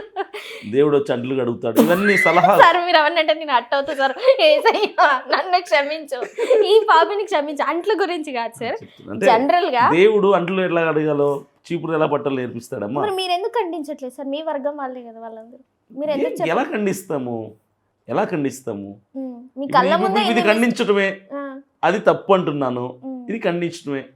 ఇది వాళ్ళ వరకు. నేను అందుకే చెప్తున్నా, వాళ్ళకు రియలైజ్ అయి ఉంటారు, ఎప్పుడో రియలైజ్ అయిపోయి ఉంటారు, అరే ఆ మాట మనం అలా మాట్లాడుకుంటే బాగుండేదని. ఇప్పుడు ఎప్పుడో అయిపోయిందని మనం మాట్లాడుకుని ఖండిస్తే కూడా వాళ్ళు ఎప్పుడో రియలైజ్ అయిపోయిందని ఇప్పుడు ఖండించడం వల్ల ఉపయోగం ఏముంటుంది? వాళ్ళకి రియలైజేషన్ వచ్చింది కదా, వచ్చేసి ఉంటుంది. కానీ నాకు ఒక విషయం చెప్పాలని సార్, యాక్చువల్గా చాలా మంది పాస్టర్స్ వైఫ్స్ ఇలా చేస్తారు. నేను మీ ఫస్ట్ వైఫ్ వీడియో చూసాను, చాలా చక్కగా నీట్గా 40 minutes వీడియోలో ఎక్కడ కూడా తప్పుగా మాట్లాడలేదు సార్. అంత బాగా మీరు ట్రైన్ చేశారా, లేకపోతే అంటే అది చిన్న ఇష్యూ మీద మాట్లాడారు, తను మాట్లాడుతుంటే వినసొంపుగా ఉంది మాకు. యాక్చువల్గా ఎక్కడ కూడా తప్పు మాట్లాడట్లేదు, అంత చక్కగా మాట్లాడుతున్నప్పుడు ఇట్లాంటి బూతులు ఎందుకు వస్తున్నాయి సార్ వీళ్ళందరికీ? ఏం చేద్దామండి మరి, అంటే క్రిస్టియానిటీ ఈరోజు ఉమ్, చాలా మంది దృష్టిలో వ్యంగ్యంగా మారటానికి, ఉమ్, హేళనగా గేలిగా మారటానికి గల కారణం ఉమ్, ఇలా కొంతమంది ఇలాంటి మాటలు మాట్లాడడం వల్లే. ఉమ్, అదే ప్రధాన కారణం అవుతుంది. ఉమ్, కాబట్టి ఇలాంటి వాళ్ళు మారాలి, ఉమ్, సీరియస్నెస్ తీసుకురావాలి ప్రజల్లో. ఉమ్. ఆవిడెవరో ఇంకొక ఆవిడ గ్యాస్ అయిపోయింది, అమ్మో! వైఫై అయిపోయింది, వైఫై. వైఫై సార్ ఇవన్నీ పెయిడ్ గా చేపిస్తారా లేదంటే పెయిడ్గా కాదండి, కాదు సార్, వాళ్ళు ఇప్పుడు ఏంటంటే అవగాహన లోపం. అవగాహన కదా సార్. అవగాహన ఇప్పుడు పాస్టర్ లోపం. ఉన్నారు, నేను వచ్చాను, నేనే గ్యాస్ అయిపోయింది, మీరు మైక్ లో చెప్పిస్తుంటారు, మీరు నా పక్కనే ఉంటారు యాజ్ ఎ పాస్టర్ గా మాట్లాడేటప్పుడు, అసలు అవన్నీ ఖండించరా? అంటే అడిగేటోడు అలాంటోడే, చెప్పేవాళ్ళు అలాంటోళ్ళు, ఏం చేస్తాం. అడిగేవాడు ఆ మాటలు విన్న తర్వాత అమ్మా ఇది ఎలా జరుగుతుందమ్మా ఉమ్, పిచ్చానికి అనాలి, ఖండించాలి. ఉమ్, అడిగేవాడికి అది సమ్మగా ఉంటుంది, ఉమ్, చెప్పే ఆవిడ కూడా వింటున్నాడు కదా అని చెప్పి ఏం పడితే అవి చెప్పేస్తుంటుంది. ఉమ్, ఇక్కడ టోటల్గా ప్రజలు పిచ్చోళ్ళు అయిపోతున్నారండి. ఉమ్, ప్రజల్లో అవేర్నెస్ రావాలి, ఏది నిజం ఏది అబద్ధం, ఇది జరుగుతుందా, దేవుడు ఇలా మాట్లాడతాడా, ఉమ్, ఇలా చిన్న చిన్న విషయాల్లో దేవుడు సలహాలు ఇస్తాడా, ఉమ్, ఇవన్నీ ప్రజల్లో ఒక అవేర్నెస్ రావాలి. ఉమ్, ప్రజల్లో అవేర్నెస్ వస్తే మోసపోయే అవకాశం ఉండదు అంట. ఉమ్. నేను నిన్ను చూసి మొత్తం నీ జీవితం చెప్పేస్తానంటాను, అది సాధ్యమవుతుందా? జనరల్ గా ఫాదర్స్ కి ఏదో తెలుస్తుందంట కదా సార్, మొహం చూస్తే ఏమీ రీడింగ్ ఏదో తెలియదు, చెప్పేస్తారంట. ఏమీ తెలియదు. సార్ మీరు పాస్టర్ కదా, ప్లీజ్ నన్ను చూసి నా ఫేస్ చూసి చెప్పండి సార్. నీ ఫేస్ చూసి నా అర్థంలో నా ఫేస్ చూసుకున్నా నాకేం తెలియదు. సార్ దేవుడు లైఫ్ అనేది ఉమ్, ఒక సస్పెన్స్గా ఉంటేనే థ్రిల్ ఉంటుందమ్మా లైఫ్లో. రేపు ఏం జరుగుతుంది ఈరోజు తెలిసిపోతే రేపటి రోజు గురించి ఇంకా సాటిస్ఫాక్షన్ ఏముంటుంది? ఉమ్. అంటే తెలియదంటారు. తెలీదు. అవన్నీ కూడా గిమ్మిక్స్ అంటారు, వాటిని ఉమ్, చీప్ ట్రిక్స్ అంటారు. ఉమ్, అంటే మనుషులని ఆకట్టుకోవటం, ఉమ్, జనం పిచ్చున్నోడు ఇలాంటివి చేస్తాడు. ఉమ్, ఇప్పుడు అభినయ దర్శనం వెనకాల ఒక 2000 మంది ఉండాలంటే నలుగురిని పడగొట్టడం, ఉమ్, నలుగురు జీవితాలు చెప్పేయటం, ఉమ్, నలుగురికి అవి వచ్చినాయి ఇవి వచ్చినాయి చెప్పడం చేస్తే 2000 మంది 10 రోజులు వచ్చేస్తారు నా వెనకాల. ఉమ్, జనం అలా ఉన్నారు, జనం అలా తయారైపోయారు. అంటే జనాలకు ఏం కావాలంటే మ్యాజిక్లు చేసేవాళ్ళు కావాలి. ఉమ్. బురుడి బాబాలు. కాబట్టి జనాలకేం కావాలో గుర్తుపట్టినటువంటి కొంతమంది బాబాలు, కొంతమంది పాస్టర్లు అలా తయారైపోతున్నారు. ఆ, వాళ్ళ వీక్నెస్ వీక్నెస్ని వీళ్ళు అడ్వాంటేజ్గా తీసుకుంటున్నారు. అందరూ కాదు, ఇక్కడ కూడా కొందరే. సార్ ఇంకొకటి నా పర్సనల్ గా 2 క్వశ్చన్లు ఉన్నాయి సార్. యాక్చువల్లీ ఇప్పుడు ప్రెసెంట్ మీ సంపాదన ఎంత ఉంది సార్? నా సంపాదన ఇంకా మీరు జనాలే నా సంపాదన, ప్రభువయ్య ఆశీస్సులే నా సంపాదన నేను అలా చెప్పను, మాత్రం నేను అలా చెప్పను. నాకు నెలకి ఉమ్, నా పర్సనల్ నా ఫ్యామిలీ నేను సర్వైవ్ అవ్వడం, నేను నా పోషణకు ఉమ్, కావాల్సిన డబ్బు నెలకి 50,000 రూపాయలు. ఉమ్, అయితే నాకు వచ్చే ఇన్కమ్ నెలకి ఉమ్, ఒక 40 నుంచి 50,000 వరకు వస్తుంది. ఉమ్, అందులో నేను ఒక 30,000 వరకు పేదలకు పంచుతాను. ఉమ్. నా పోషణకు కూడా అక్కడికక్కడికి సరిపోయేలాగా ఉంటుంది అంతే తప్ప దాని నుంచి అంటే ఒక 50,000. ఓకే, అంటే ఇప్పుడు మీతో పాటు టీం అంతా ఉన్నారు కదా సార్, వీళ్ళందరినీ ఇప్పుడు మరి ఎలక్షన్స్ లో నామినేషన్ వేశారు, మరి తిరగడానికి వీటన్నిటికీ కావాలి కదా, అసలు ఎలా ఇచ్చారు, ఏ ధైర్యంతో క్రైస్తవులు ఇచ్చారు. ఇచ్చారా? మీరే అన్నారు స్కానర్ పెడతారని, అది అందుకేనా? అందుకే మరి దాంట్లో ఏం రావట్లేదా సార్? అవే వస్తున్నాయి, అదే నా ఇన్కమ్. ఇంకా వేరే ఏదో జాబ్ చేస్తున్నారని విన్నాను సార్. నేను అప్పుడే. జాబ్ ఏం చేయట్లేదండి, ఎక్కడ జాబ్ చేయట్లేదు. నన్ను మీటింగ్స్కి పిలుస్తారు, మీటింగ్స్కి పిలిచిన దగ్గర నాకు వాళ్ళు ఆఫరింగ్ ఇస్తారు, వాళ్ళకి తోచింది ఇస్తారా? డిమాండింగ్ ఉంటుందా సార్? డిమాండ్ ఏముండదు. 1 lakh ఉంటుందా నాకా ఈచ్ మీటింగ్ కి? నాకా ఇప్పించండి ఎవరు, మీ మొహం చూస్తే ఇచ్చేస్తారు. ఏంటి సార్ అలా మాట్లాడతారు? నాకు ఎవరు 1 lakh ఇవ్వరు. లేదు, ఎప్పుడు హుందాగా సూటు బూటుతో చాలా చక్కగా ఉంటారు, మీకు ఇవ్వకపోవడం ఏంటి? నేను సినిమా హీరోని కాదు, ఉమ్, నేను పాలిటిషియన్ని కాదు, నేను ఒక సువార్థికుని. నన్ను పిలిచే వాళ్ళు కానీ నా పాస్టర్లు అయిన మమ్మల్ని ఎవరు పిలిచినా సరే చాలా ఇబ్బందుల మధ్యలో ఏదో కష్టపడి వాళ్ళు అప్పో సొప్పు చేసుకుని మీటింగ్లో పెట్టుకుంటారు. పిలుస్తారు 10,000, 15,000, 20,000, 25,000, 30,000 వరకు ఇస్తారు. సార్ మీటింగ్స్ అంటే జనరల్గా అక్కడ ఏంటి, మనుషులను కూర్చోబెట్టి వాళ్ళకి మనకి మోటివ్ ఒక బలాన్ లాగా మాట్లాడతారా? సువార్త చెప్తారు. అంటే సువార్త అంటే ఇది కూడా ఒక క్రైస్తవులకు సంబంధించిన మాట కాదు. సు అంటే మంచి మంచి మాటలు చెప్తారు అంతే. కానీ నిజ ఏం చేయొచ్చు ఏం చేయకూడదు చెప్తారు. నిజ జీవితంలో మంచి మాటలు చెప్పేటోళ్ళు ఎప్పుడు మంచి చేయరు కదా సార్? ఎందుకు చేయరు? చేస్తారా? కొందరు చేయరు, కొందరు చేయరు. అంటే ఆన్ వీడియోలో సూక్తులు చెప్తారు, వెనకెళ్తే రక్తి ఉంటదని విన్నాం చాలా వీడియోలో. అంటే ఈవెన్ అన్నిట్లలో ఉంటది, పాస్టర్లో కూడా ఉంటారు, అందరూ కాదు. ఓకే, మీకు చర్చ్ ఉందా సార్ ఇప్పుడు? చర్చ్ లేదండి, నేను ఎవాంజలిస్ట్ని. అవును. ఎవాంజలిస్ట్ ఎందుకు అలా అంటే ప్లాన్ సువార్థికుడిని. ఎందుకు అలా ప్లాన్ నాకు దేవుడేమో అనుమతించేలా ప్రయత్నం చేశాను, వర్కౌట్ అవ్వాల, అంటే నాకు సక్సెస్ అవ్వాల. ప్లాన్ చేశాను కానీ చేతులు కాల్చుకున్నా సార్ కొన్ని ఇది మన చోట్ల. బిజినెస్ సార్ వర్కౌట్ అవ్వడానికి అది దేవుడు చెప్తున్నా, చేతులు కృప కదా సార్. కాల్చుకున్నాను, ప్రయత్నం చేసి చేతులు కాల్చుకున్నా. అంటే ఏ అంటే ఇబ్బంది పడ్డాను, ఉమ్, అంటే ఇక్కడ హాల్ లీజ్కి తీసుకోవటం ఇలాంటివి చేసి ఉమ్. కొన్ని ఇబ్బందులు వచ్చేసాయి. ఆ సక్సెస్ఫుల్గా నేను దాన్ని ముందుకు ఇచ్చిన తర్వాత, అడ్వాన్స్ ఇచ్చిన తర్వాత వాళ్ళు మళ్ళీ క్యాన్సిల్ చేయటం, అవన్నీ తట్టుకుంటేనే స్టార్ట్ కదా సార్ చేసిన పాస్టర్ తర్వాత. అయ్యేది. స్టార్ట్ చేసిన తర్వాత మరలా వెనక్కి తీసుకోవటం, ఇవి జరిగాయి చాలా. సో దేవుడు ఇప్పుడే నాకు డోర్స్ ఓపెన్ చేయలేదని చెప్పి మరలా నా పని, నేను సువార్థికుడిగా ఉమ్. నా పని నేను చేసుకుంటున్నాను. మీకు ఇప్పుడు దశమ భాగాలు ఏం వస్తలేవా సార్? నేను దశమ భాగాలు అడగద్దు అని చెప్తా ఉమ్, ఎవరికైనా. ఉమ్, దశమ భాగం ఇవ్వద్దండి. ఉమ్, నువ్వు 10 రూపాయలు సంపాదిస్తే 100 రూపాయలు, 10,000 సంపాదిస్తే 1000 కాదు. ఉమ్, దేవుడు ఇస్తాడని ఇవ్వద్దు. ఉమ్, సో చాలామంది చర్చెస్లో పాస్టర్స్ ఏం చెప్తున్నారంటే, నువ్వు దేవునికి ఇస్తే దేవుడు నీకు ఇస్తాడు కాదు, ఉమ్, దేవుడు నీకు ఇచ్చాడు కాబట్టి కృతజ్ఞతగా ఇవ్వు దేవుడికి అంట నేను. మళ్ళీ అదే అంతే, సార్. అంతేగాని దాన్ని దశమ భాగం అని పేరు పెట్టి సార్ మీరు పేరు పెట్టట్లేదు, అక్కడ పేరు పెట్టారు అంతే కదా సార్. కృతజ్ఞతతో ఏముంది సార్ అక్కడ? చాలా మంది క్రిస్టియన్స్ లో చాలా కూలి నాలి కష్టం పనులు చేసుకొని బతికే వాళ్ళే ఉన్నారు కదా, మరి వాళ్ళ దగ్గర ఎందుకు సార్ తీసుకోవడం? ఇప్పుడు మీకు ఆల్రెడీ ఫండ్స్ వస్తే వాళ్ళకి ఏమైనా చేయొచ్చు కదా ఒకటి మంచిగా. చెప్తున్నాండి, ఉమ్, కూలీ నాలి చేసుకునే వాళ్ళు ఉమ్, ధారాళంగా తృప్తిగా దేవుడికి ఇస్తారు, ఉమ్, తృప్తిగా ఇస్తారు. ఓకే, ఇచ్చేవాడికి లేని బాధ మనకి ఎందుకు? మళ్ళా మొదటికి వచ్చారు సార్ మీరు.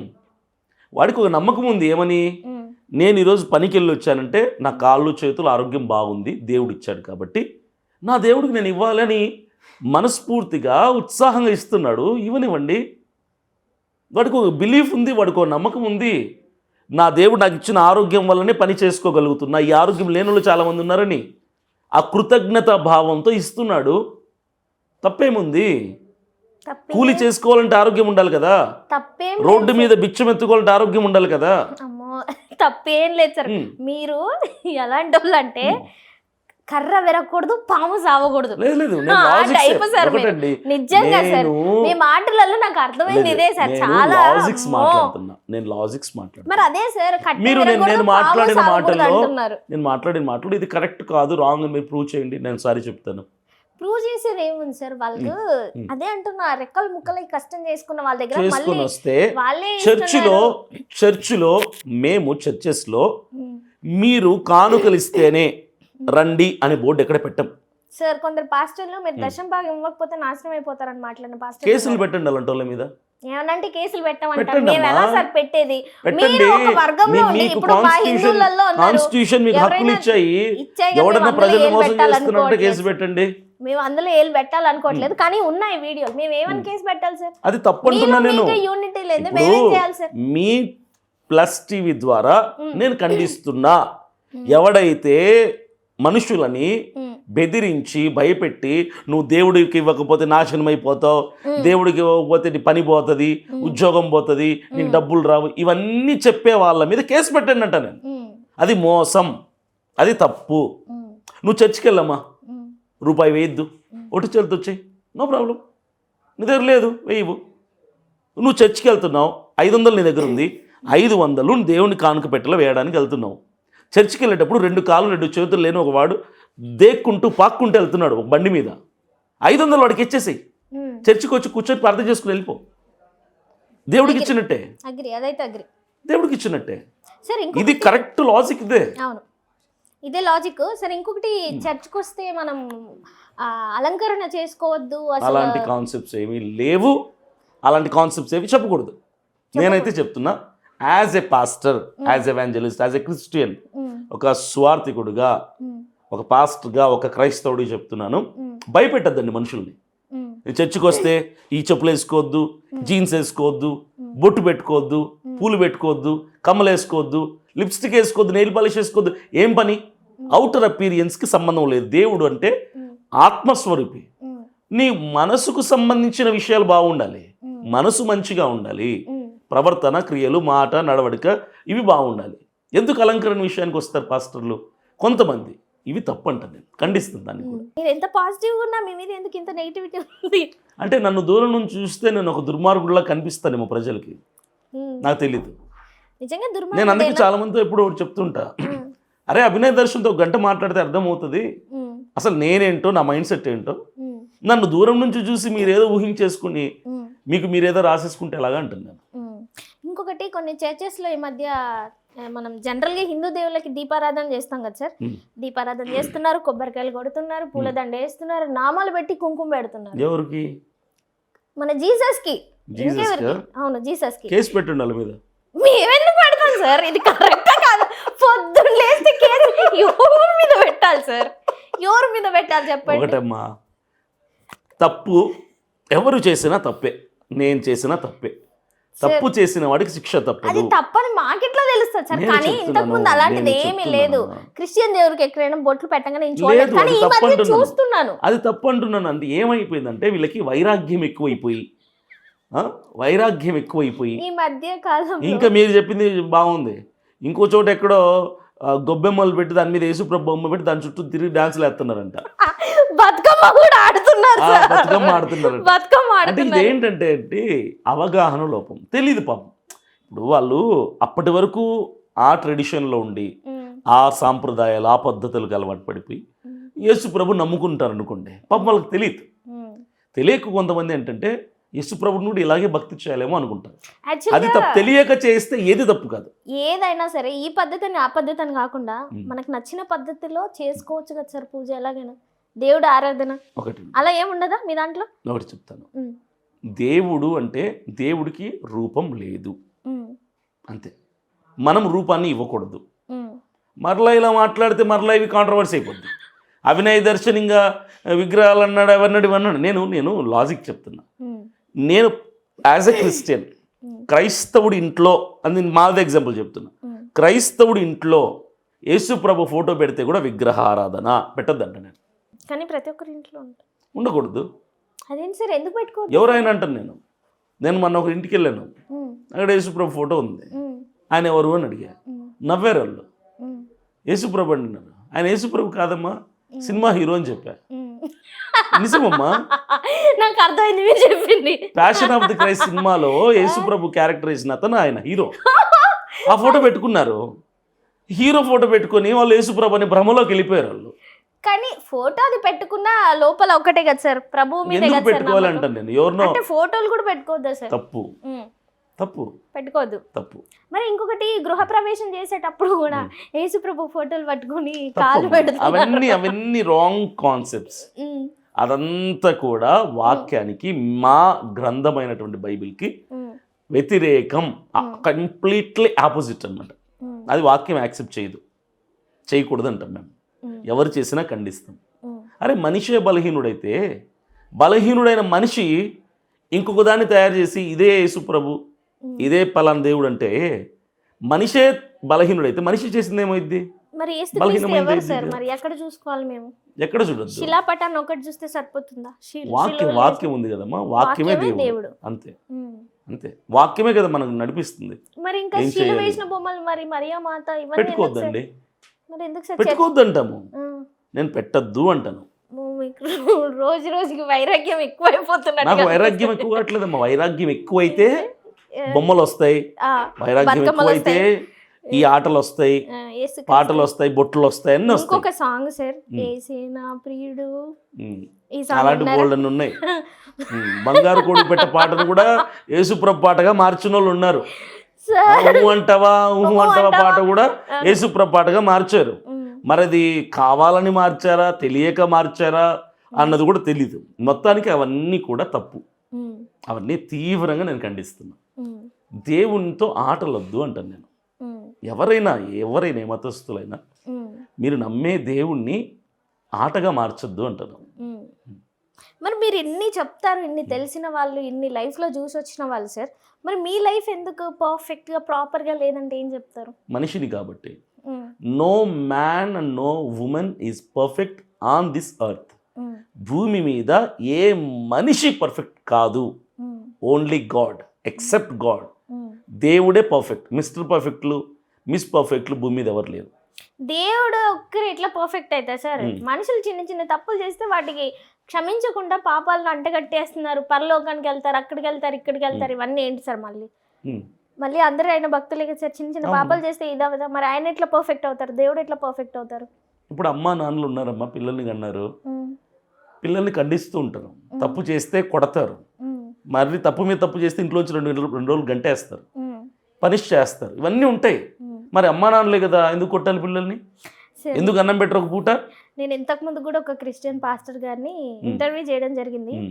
దేనికి దానికి అతుకులు రెడీ ఉంటాయి సార్, మీరు ఏమైనా అనుకోండి. దేనికి దేనికి దానికి దానికి అతుకులు, ఎగ్జాంపుల్స్ ఇప్పుడు నేను బాగా మాట్లాడేది ఒక నోరు, ఏసై ఇచ్చిన నోరు ఒకటి ఉంది. కాదమ్మా. ఎదుటి వాళ్ళు మాట్లాడినారు, మేము చెప్పిందే కరెక్ట్ అనుకుంటాం. ఇప్పుడు మీరు చెప్పే వాటిల్లో కొంచెం నాకు ట్రస్ట్ చేయాలని ఉంది. కొన్నిటికి మీరు మీదే వాదించుకుంటున్నారు, కానీ యాక్సెప్ట్ చేసే విధంగా ఒకటి ఇక్కడ ఉండవు. ఇక్కడ ఉమ్. యాంకర్ స్థానంలో మీరున్నారు, ఉమ్, మీరు మాట్లాడడానికి మీకు ఫ్రీడమ్ ఉంది. ఉమ్, నేను లాజికల్ కొన్ని విషయాలు చెప్పినప్పుడు ఉమ్. మీరు తప్పంటే చెప్పండి, నేను సారీ చెప్తాను. తప్పంటే నేను సారీ సార్ మేము చెప్తాను. అది కూడా తీసుకోదలుచుకోవట్లేదు మీ దగ్గర నుంచి. యాక్చువల్లీ మేము ఎందుకంటే అది కూడా అమ్మా నాన్నలు బిడ్డల్ని ఖండించడానికి, తిట్టడానికి, కొట్టడానికి, శిక్షించడానికి ఉమ్, అధికారం ఉన్నప్పుడు దేవుడే కదా మనల్ని తయారు చేసింది, మన అమ్మ నాన్న ఆయనే కదా. ఉమ్, మరి తప్పు చేసిన వాడిని శిక్షించొద్దంటారా? ఉమ్. మరి ఇది లాజిక్, ఈ కంపారిజన్ కరెక్టే కదా? ఏమో సార్, నాకైతే లాజికల్ మ్యాజిక్లు అతుకోవు సార్ కొన్నిసార్లు. నేను మనుషుల్నే నమ్ముతా మాటల కంటే కూడా, ఉమ్. బట్ మిమ్మల్ని నేను ట్రస్ట్ చేస్తా కాబట్టి. పాస్టర్లు అనే వాళ్ళు జనరల్ గా దోచుకుంటారు అనే ఒక అపోహన, అది నిజమా? బాబాలు కూడా దోచుకుంటారు. నేను మీ గురించి మాట్లాడుతున్నాను సార్, మళ్ళీ వాళ్ళ కొందరు గురించి ఎందుకు? ఇప్పుడు నేను పాస్టర్లు- బాబాలు కూడా దోచుకుంటారని చెప్తున్నాను, వాళ్ళు మంచోళ్ళని చెప్పట్లేదు కదా. కొందరు పాస్టర్లు ఉమ్, దోచుకునే వాళ్ళు ఉన్నారు, ఉమ్. కొందరు బాబాలు దోచుకునే వాళ్ళు ఉన్నారు. ప్రతి మతంలో ఇక్కడ ఇదే సార్ ప్రాబ్లం. ప్రతి చోట దోచుకునే వాళ్ళు కొందరు ఉన్నారు. నేను ఓన్లీ క్రిస్టియన్స్ గురించి, బాబాలు దోచుకుంటారని అందరికీ తెలుసు సార్, కానీ వాళ్ళ టాపిక్ కాదు కదా. ఇప్పుడు ఎదురుగుంది పంతులో లేకపోతే బాబాయో కాదు కదా, ఒక క్రిస్టియన్ అంటే ప్రతి పాస్టర్ వర్గంలో కాబట్టి. ప్రతి వర్గంలో దోచుకునే వాళ్ళు ఉన్నారంటున్నాను. ఉమ్, అలాగే క్రైస్తవుల్లో పాస్టర్లు కొంతమంది ఉన్నారు.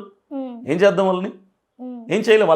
వాళ్ళని పూర్తిగా ఖండించి వాళ్ళని లేకుండా చేయలేం. ఉమ్, వాళ్ళని అరికట్టడం కుదరదు, ఉమ్. వేర్లతో పాటు పెకలించడం కుదరదు, యేసయ్య ఏం వాళ్ళని క్షమించాడు భరించాల్సిందే. కదా. యేసయ్య ఏం క్షమించాడు కదా, వాళ్ళని శిక్షిస్తాడు కదా. తప్పు ఒప్పుకున్న వాన్నే యేసు ప్రభు క్షమిస్తాడమ్మా. సార్ తప్పు చేసేసి నేను తప్పు చేశాను అని అంటే ఉమ్. ఎట్లా సార్? అది తెలిసి చేస్తే మరి తప్పు కదా సార్, పెద్ద తప్పు కదా. క్షమించమని అడిగితే అయిపోతుంది అది. ఇప్పుడు దేవుడికి మనసు తెలుసు. ఉమ్, నువ్వు తప్పు చేసి కావాలని తప్పు చేసి కావాలని క్షమాపణ అడుగుతున్నావు, దేవుడికి తెలీదా? తెలియక తప్పు చేసి ఉమ్, తెలుసుకొని క్షమాపణ అడిగితే దేవుడు క్షమిస్తాడు. ఉమ్, దేవుడు క్షమిస్తాడులే, దేవుడు క్షమిస్తాడులే అని ఈరోజు తప్పు చేస్తే తప్పు. ఉమ్, పొరపాటున కంట్రోల్ చేసుకోలేక ఉమ్, ఏదో టెన్షన్లో తప్పు చేసి ఉమ్, రియలైజ్ అయ్యి ఉమ్, మనస్ఫూర్తిగా క్షమాపణ అడిగితే దేవుడు క్షమిస్తాడు. ఉమ్. క్షమించేవాడు ఉన్నాడు కాబట్టి పదే పదే తప్పు చేస్తాడంటే దేవుడు కూడా ఊరికి వదిలిపెట్టాడు. మానవత్వాన్ని నమ్ముతారా, మతాన్ని నమ్ముతారంటే? మతం అనేదే లేదంటాను నేను. మనిషికి మతం అనేది అంటగట్టద్దు. మనిషిని మనిషిగా చూసేవాడు నిజమైన మనిషి. ఇప్పుడు మానవత్వానికి మించిన మతం ఏది లేదు. దేవుడ మానవత్వం అంటే ఏదంటారు? మీరు ఏది సెలెక్ట్ చేస్తారు? మానవత్వమా దేవుడు అసలు అంటే? దేవుడు లేకపోతే మనిషే లేడండి. మానవత్వం ఎక్కడి నుంచి వస్తుంది? సో ఫస్ట్ మీరు దేనికి ప్రిఫరెన్స్ ఇస్తారు? దేవుడే. మానవత్వాన్ని నేర్పించిన వాడే దేవుడు, మనిషిని పుట్టించిన వాడు దేవుడు. దేవుడు లేడు అని బుద్ధి లేనోడు అంటాడు తప్ప తెలివి గలవాడు ఎవ్వడు దేవుడు లేడు అని మాట్లాడు. తెలివైన వాళ్ళు దేవుడు ఉన్నారని అంటారు, కానీ ఒక్కడే దేవుడు అనేటోళ్ళని మరి ఏమనాలో? అది కూడా యేసయ్య అనేటోళ్ళని ఏమనాలో? సూర్యుడు 10 మంది అనండి, దేవుళ్ళు కూడా 10 మంది అనండి, నేను యాక్సెప్ట్ చేస్తాను. సార్ మీరు అన్ని నాన్ సింక్ లో ముడి పెడుతున్నారు. ఎలా ముడి నేను పెడుతున్నారు? లాజిక్ మాట్లాడుతున్నా. ఎమ్మెల్యే ఒకడే, ఎంపీ ఒకడే, ముఖ్యమంత్రి ఒకడే, ప్రధానమంత్రి ఒకడే, సూర్యుడు చంద్రుడు ఒకడే అయినప్పుడు దేవుడు ఒకడే అవుతాడు కదా. 10 మంది ఎలాగవుతారు? దేవుడు ఒక్కడే, కానీ యేసయ్య ఒక్కడే అనడం తప్పంటారు. ఫస్ట్ మీరు కన్ఫర్మేషన్లకు రండి. దేవుడు ఒక్కడే అని చెప్పండి. దేవుడు ఒక్కడే అని మీరు నమ్ముతానంటే ఆ దేవుడు ఎవరైనా మనం మాట్లాడుకోవచ్చు. యేసయ్య అని నేను చెప్పను సార్. మాకు యేసయ్య మీద ఎలాంటి పగలు లేవు, ప్రతీకారాలు లేవు. మాకు ఇప్పుడు దేవుడు అనే వాళ్ళు ఒక్కలే కాబట్టి మాకు దేవుడు దేవుడికి ఈ మతం ఆ మతం అని ఉండదు. ఒక్క దేవుడైతే, అదే అంటున్నా ఒక్క నేను కూడా. దేవుడైతే అమ్మ ఒకటి చెప్తాను. దేవుడు భారతదేశానికి ఉంటాడా, ప్రపంచమంతటికి ఉంటాడా? ఎక్కడైనా ఉంటాడు కదా సార్. ఎక్కడైనా కాదు. సూర్యుడు ప్రపంచానంతటికి ఒకటే, అన్ని దేశాలకు ఒకటే అయినప్పుడు ప్రపంచమంతటికి దేవుడు కూడా ఒక్కడే అవుతాడు. భారతదేశానికి ఒక దేవుడు, అమెరికాకు ఒక దేవుడు, ఆస్ట్రేలియాకు ఒక దేవుడు, పాకిస్తాన్కి ఒక దేవుడు అవ్వడు. సార్ మీరు సువార్తలు చెప్పడానికి వెళ్తారు కదా సార్, ఇవే చెప్తారా సార్? ఇవే చెప్తాము. అంటే జనాలు కూడా ఇవే వింటున్నారు. మనుషులు ఆలోచింపదగే విషయాలు చెప్తాం. ఆలోచించండి అంటాం. ఇప్పుడు నేను చెప్పింది ఆలోచించదగినదే విషయమే చెప్పారు. దేవుడు ఒక్కడే అనేది ఒక్కడే అని యాక్సెప్ట్ చేస్తాను, ఒక్కడే నమ్మండి ఫస్ట్ అంటే ఒక్కడే ఈయన ఆ ఒక్కడే ఈయన నేను చెప్పను. ఆ ఒక్కడ ఫస్ట్ ఏసై ఒక్కటే దేవుడు అని మీరు చెప్పారు. ఒక్కరు అన్న నిర్ధారణకు వస్తే ఉమ్, మీరు వస్తే ఉమ్, ఆ ఒక్కరు ఎవరో వెతకండి అంట నేను. ఉమ్. నేను ఎవరు చెప్పండి, నేను చెప్పింది మీరు ఎందుకు నమ్మాలి? మీరు చెప్పింది మేమేం నమ్మం సార్, ఇది ఇక్కడ వరకు క్లోజ్ అయిపోతుంది. కానీ ఒక్కటి దేవుడు అన్నప్పుడు విన్నాం, కానీ ఏసయ్య దేవుడు అనేది అర్థం కావట్లేదు సార్. సర్వే చేశాను నేను సర్వే చేసినప్పుడు ఓకే, మీరు బిలీవ్ చేశారు. ఉమ్. ఓకే, దేవుడు అంటే దేవుడికి ఉండాల్సిన క్వాలిటీస్ చెప్పండి మీకు చూద్దాం. దేవుడు అంటే మీరు సెవరల్ గాడ్స్ నమ్ముతారు కదా, అందరినీ నమ్ముతాం. దేవుడికి ఉండాల్సిన qualities. What is the difference between man and God, human and God? మనిషికి దేవుడికి ఉన్న వ్యత్యాసం ఏంటి? వ్యత్యాసాలు ఏముంటాయి మరి సార్? దేవుడు ఎందుకు అవ్వాలైనా? ఆల్రెడీ అయిపోయారు కదా సార్. అదే దేవుడికి ఉండాల్సిన క్వాలిటీస్ ఏంటి మీరు చెప్పండి పోనీ. దేవుడికి ఉండాల్సిన మనిషి అసమానుడు అంటే పాపము మంచి కలగలిపిన వాడు మనిషి. దేవుడు అనేవాడు పాపము లేనివాడై ఉండాలి. మనిషికి లాగా దేవుడిలో అబద్ధాలు ఉండొద్దు, మోసాలు ఉండొద్దు, భార్య ఉండకూడదు, పిల్లలు ఉండకూడదు, యుద్ధాలు ఉండకూడదు, కక్షలు క్రోధాలు ఉండకూడదు, మోసాలు అన్యాయాలు ఉండకూడదు, ఏవి ఉండకుండా పాపము లేనివాడు ఎవరైతే ఉంటారో అతనే దేవుడు. పాపము లేనివాడు ఈ భూమి మీద ఎక్కడున్నాడో వెతకండి. గూగుల్లో సెర్చ్ చేస్తే గూగుల్ మీకు ఇచ్చే ఆన్సర్, చాట్ జీపీటీ మీకు ఇచ్చే ఆన్సర్, ఏఐ మీకు ఇచ్చే ఆన్సర్ ఒకటే, జీసస్ క్రైస్ట్. ఇవన్నీ పాపము లేనివాడు. నేను మీ బిలీఫ్స్ నేను అసలు తప్పు పట్టాను సార్. మీరు జీసస్ నే నమ్మండి, మీరు అక్కడే ఉండండి. బట్ మా డౌట్స్ ఏంటంటే కొన్ని ఉన్నాయి కదా, ఇలాంటివి జరిగినప్పుడు ఏంటని అంతే తప్పితే మేము మా మతాన్ని గౌరవించుకుంటాం, ఇతని మతాన్ని కూడా గౌరవిస్తాం. కానీ ఈయన అంటే మాత్రం అది కొంచెం యాక్సెప్టబుల్ గా లేదు. ఫస్ట్ మీరు ఒకరిని నమ్మండి, తర్వాత ఒకరు మీరు వెతకండి అంటున్నాను నేను చెప్పింది నమ్మొద్దు. పాస్టర్ని, ప్రవక్తలని, లేదంటే బోధకులని, లేదంటే పూజారులని ఎప్పుడు దేవుని స్థానంలో పెట్టద్దు అంటారు. దేవుడి ప్రతినిధులు వాళ్ళు ఇవ్వకపోయినా మీరు ఆల్రెడీ తీసేసుకుంటున్నారు సార్ చాలా వరకు.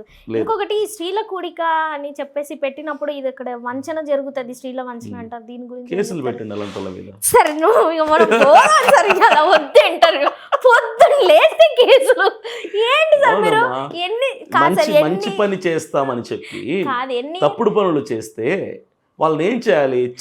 చట్టపరంగా వాళ్ళని శిక్షించడం కరెక్ట్ లేదు సార్. ఇప్పుడు స్త్రీలు మీరు అన్నది కరెక్టే. నేను కొన్ని చోట్ల చూశాను, కొన్ని న్యూస్ పేపర్స్లో చదివాను, ఎలక్ట్రానిక్ మీడియాలో కూడా కొన్ని ఛానల్స్లో చూశాను. పలానా పాస్టర్ అంట, పలానా ఆడవాళ్ళని లైంగికంగా వేధించాడు, పలానా పూజారి పలానా ఇలా చేశాడు, పలానా బాబా ఇలా చేశాడు. ఏం చేద్దాం అలాంటి వాళ్ళని? శిక్షించడం తప్ప మనం ఏం చేయగలుగుతాం? చట్టపరంగా వాళ్ళని శిక్షించాలి. కానీ మీరు ఎన్ని సంవత్సరాల నుంచి కేసులు అలా తిరుగుతున్నారా? అమ్మక్క చెప్పండి సార్ నాకు.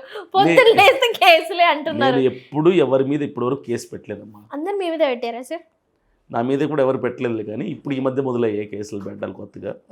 నేను ఎప్పుడు ఎవరి మీద కేసులు పెట్టలేదు. నేను చెప్తున్నాను, అన్యాయం జరుగుతుంది అన్నప్పుడు మీరు రైట్ వెళ్ళి పోలీస్ స్టేషన్కి వెళ్ళి కేసు పెట్టండి అంటున్నా. అది మీ హక్కు. అది మీతో యాక్చువల్గా చాలా కాన్వర్జేషన్ చేయాలని ఉంది, కానీ ఆ డిపాజిట్ ఏదైతే పోయిందో నాకు కూడా చాలా బాధాకరంగా ఉంది. మిమ్మల్ని ఎక్కువ ఓర్లించాలని ఓపిక కూడా లేదు సార్. జనరల్గా ప్రజెంట్ రిలేషన్షిప్ స్టేటస్ ఏంటి సార్ మీది? ఇది అంటే నా పర్సనల్ క్వశ్చన్. ఇది మీరు ఓకే అంటే చెప్పండి. రిలేషన్షిప్ స్టేటస్ ఏంటమ్మా?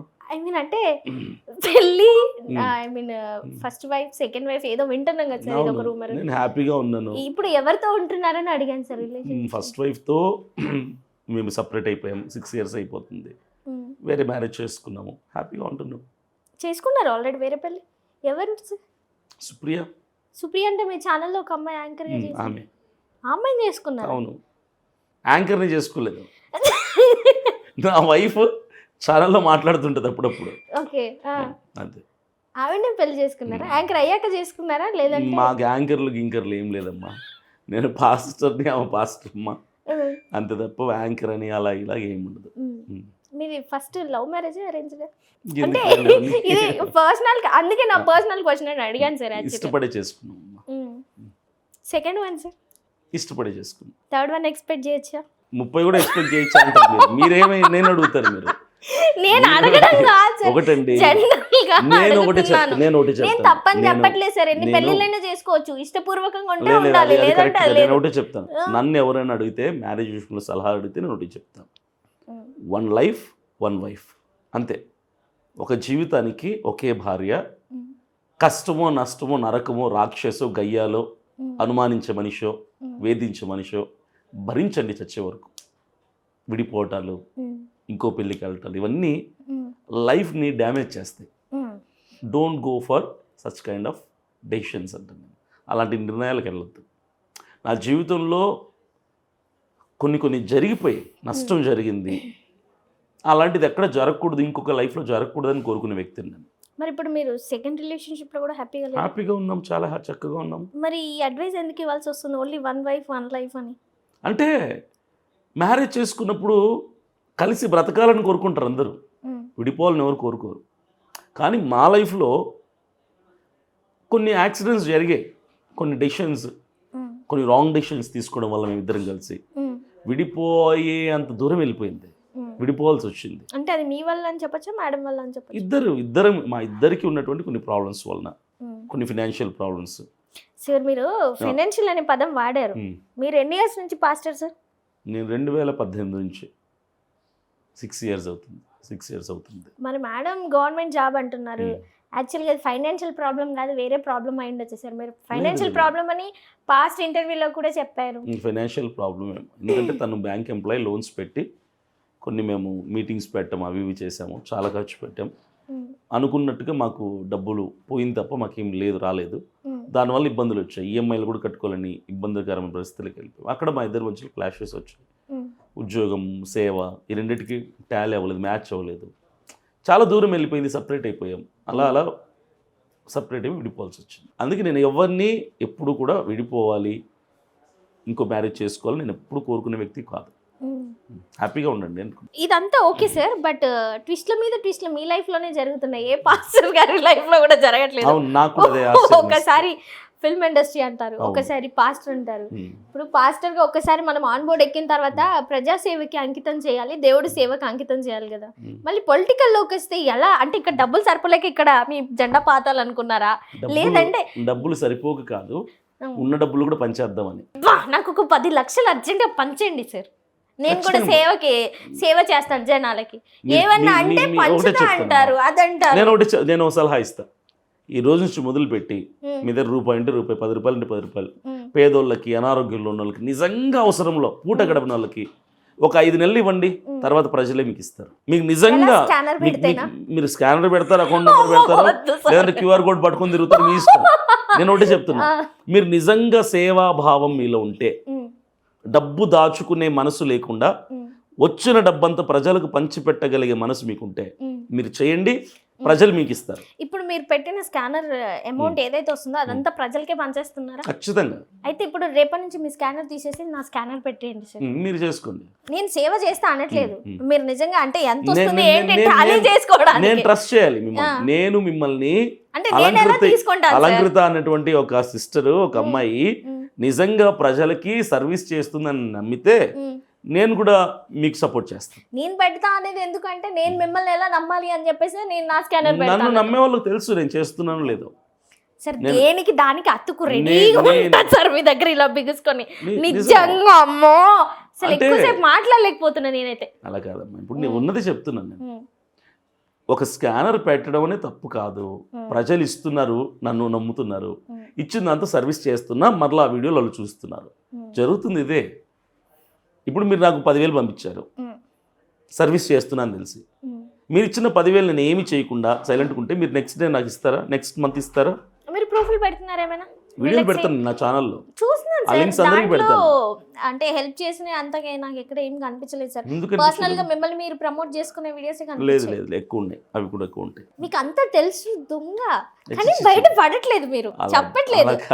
లేదు, మనం ఆఫ్ కెమెరా అయినా మాట్లాడుకుందాం. ఆఫ్ కెమెరా కూడా మాట్లాడుకోవచ్చు, నో ప్రాబ్లం. కానీ నేను ఒకటి చెప్తాను, నాతో ఉన్నలో తెలుసు, నాకు సేవా భావన ఎక్కువ, సర్వీస్ మైండ్ సెట్ ఎక్కువ. నాకు లేనోడికి ఇవ్వటంలో నాకు తృప్తి. నాకు 1 కోటి రూపాయలు వస్తే ఆనందం కంటే ఒక్క 100 రూపాయలు ఇస్తే ఆనందం వచ్చేది ఎక్కువ. ఇప్పుడు జనరల్ గా ప్రజలకు మీరు హెల్ప్ చేస్తున్నారని తెలుసు కదా, మరి మీరు ఇప్పుడు నామినేషన్ వేసారు, పొలిటికల్ కదా అంటున్నారు, వాళ్ళు ఏకంగా మిమ్మల్ని ఎన్నుకొని మిమ్మల్ని వేసుకోవచ్చు కదా, అట్లేమి ఉండదా? ఎలా ఉంటుంది?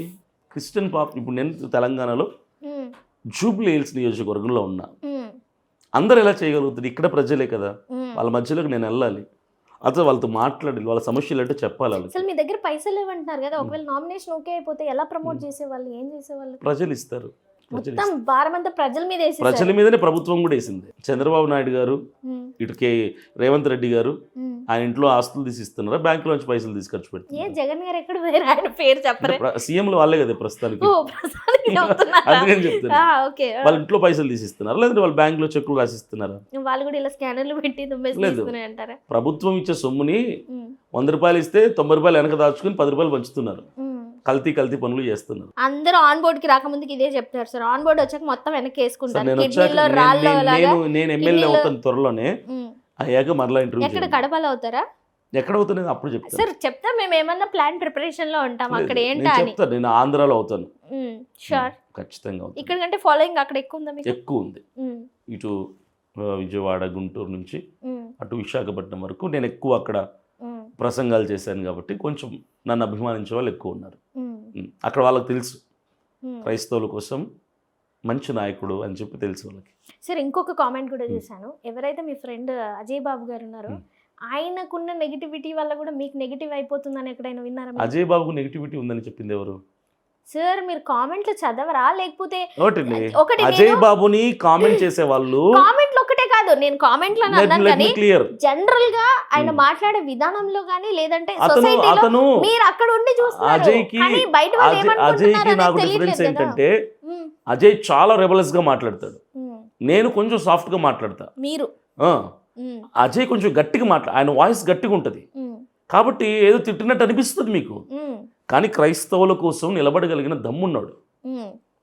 అతను నెగిటివిటీ నాకు రావటం ఏంటి? అసలు అతనికి నెగిటివిటీ ఎందుకు ఉంటుంది?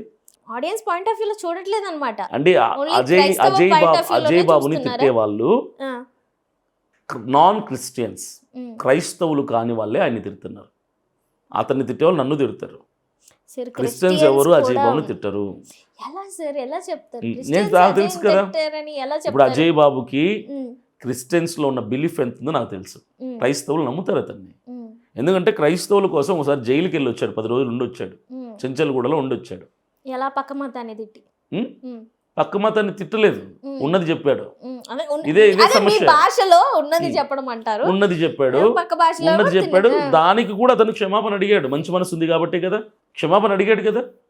ఆ తర్వాత చెప్పింది క్షమాపణ అడగడం ఎందుకు సార్? హర్ట్ అయ్యారు కాబట్టి. మంచి మనసు ఉన్నవాడు ఏం చేస్తాడంటే ఎదుటివాడు హర్ట్ అయినప్పుడు తన తప్పు లేకపోయినా క్షమాపణ అడుగుతాడు. ఇప్పుడు మీరు బాధపడ్డారండి, నా తప్పు ఏమీ ఉండదు, కానీ ఏ విషయానికి బాధపడ్డారు, క్షమించమని అడుగుతాను.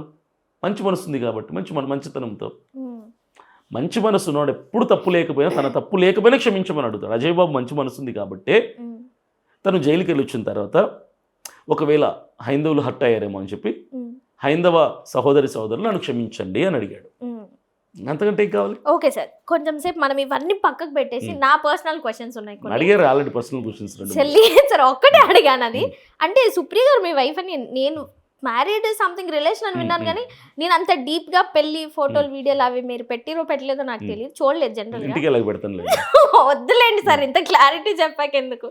జనరల్ గా మీకు ఫిమేల్ ఫాలోయింగ్స్ చాలా ఉంటది. నాకా? లేదండి. అదేంటి సార్? నాకు తెలీదు.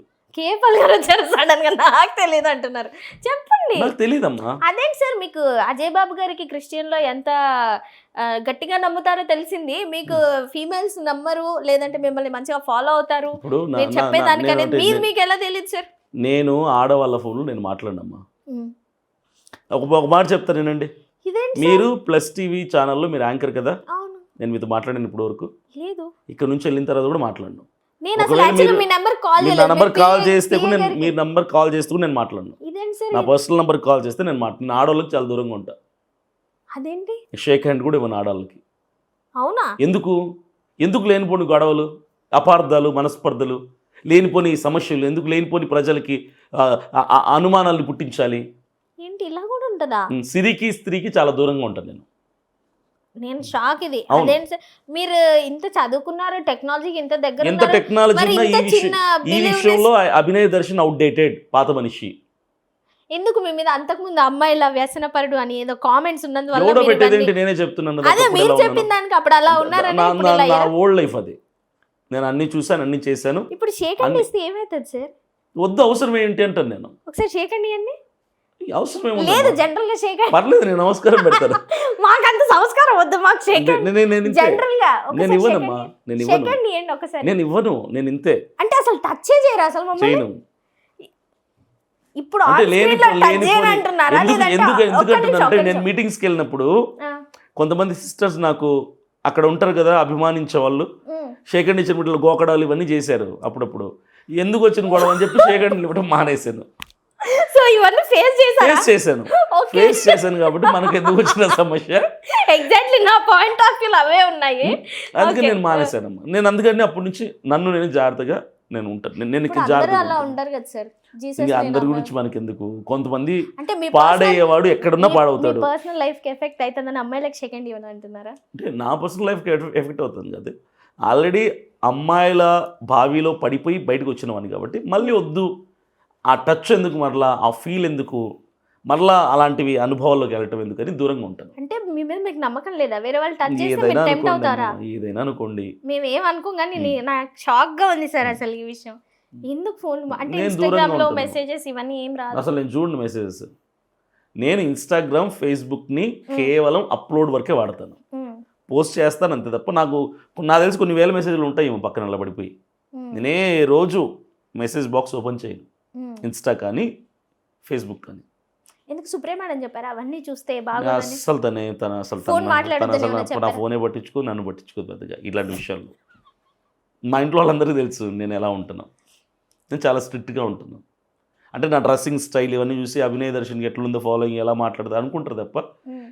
నేను చాలా అవుట్డేటెడ్ పర్సన్ మైండ్ సెట్ నాది. అంటే అమ్మాయిల గురించి ఎంత స్పెషల్ గా చెప్తున్నారు కాబట్టి మీరు ఫేస్ చేసిన ప్రాబ్లమ్స్ ఏమైనా ఒకటి రెండు షేర్ చేసుకోగలుగుతారా మాతో? చెప్పాను కదా గోకడాలు, గో ఫోటో కోసం అని పక్కన వచ్చిన చేతులు పట్టుకుని నలపటం ఇవన్నీ చాలా చూశాను. ఎందుకు నలుపుతారు? జనరల్ గా మీరు as a pastor famous personality కాబట్టి పక్కన నిలబడాలనో లేకపోతే చేయించుకొని అందుకే ఫోటో దిగాలనో నేను ఒక ఎవరికి ఇప్పుడు సినిమా హీరో దగ్గరికి వెళ్తే మన యాజ్ యూజువల్ గా ఇలా చేసుకోవాలనో లేదంటే చేయి పట్టుకోవాలనో ఏదో ఒకటి ఉంటది.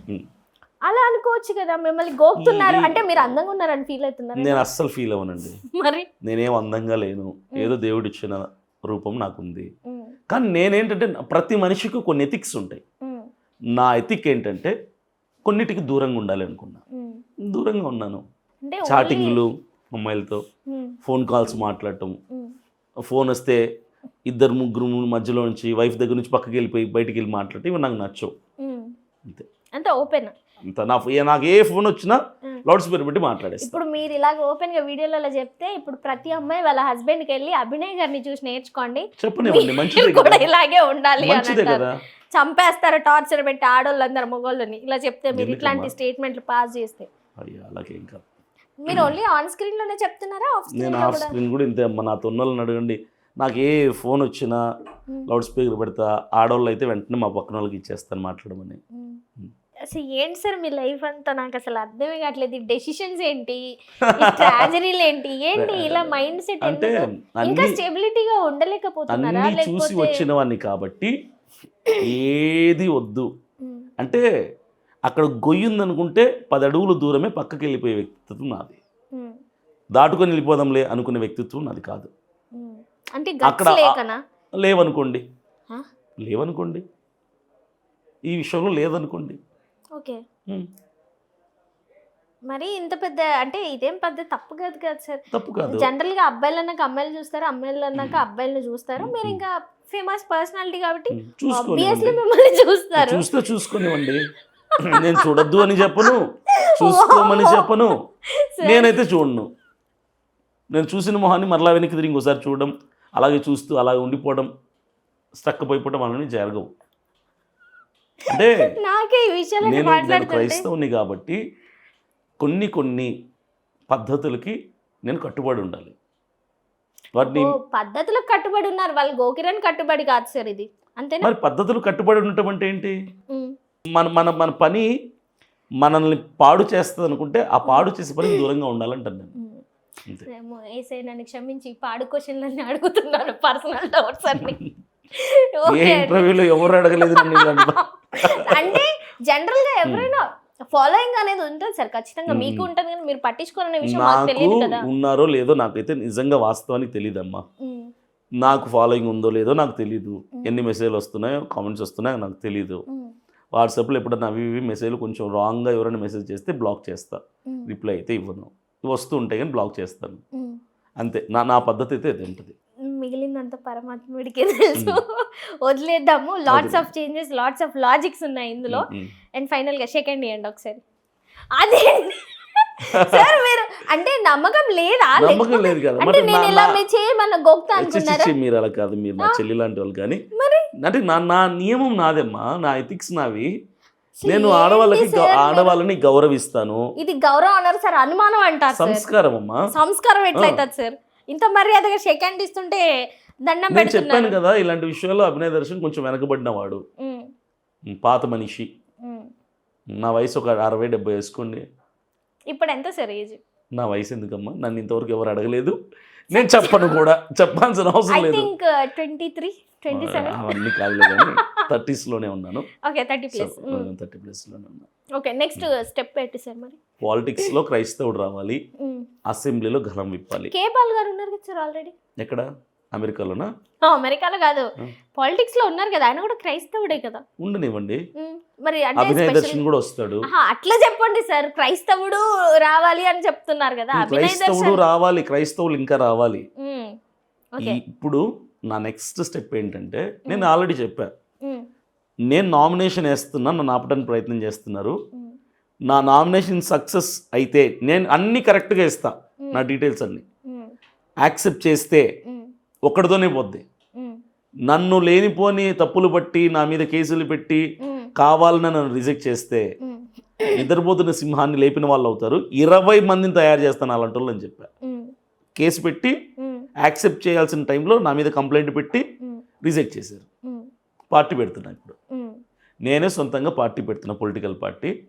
జనవరి లేదా ఫిబ్రవరిలో అనౌన్స్ చేయబోతున్నా. వచ్చే ఎన్నికల్లో ఒక సైన్యాన్ని సిద్ధం చేస్తా. ఒక ఆంధ్రప్రదేశ్లోని 10 నియోజకవర్గాల్లో క్రైస్తవుల క్యాండిడేట్లను నిలబెట్టబోతున్నా. ఇది నా నెక్స్ట్ టార్గెట్. సరే, మీది కాన్ఫిడెంట్ అనాలా లేదంటే కంగ్రాచులేట్ చేయాలా? ఏదేమైనా మంచికే చేస్తారు, కానీ ఓవర్ కాన్ఫిడెన్స్ అని కూడా చెప్పొచ్చు. మీరు జనాలకి అందుబాటులో ఉండాలి, కానీ మీరు పొలిటికల్లోకి వెళ్ళి వేరే విధంగా జనాలకు అందుబాటులో ఉంటున్నారు. ఏదైనా ఒకటి సేవ చేయాలనుకున్నప్పుడు ఏదైనా ఒకటే. కాబట్టి వీఆర్ కంగ్రాచులేటింగ్ యూ. అంతకుమించి మేమేం చెప్పలేం. కాబట్టి మేబీ ఇంకా నెక్స్ట్ పార్టీ అనౌన్స్మెంట్లో అప్పుడు మళ్ళీ కలుద్దాం. నమస్తే.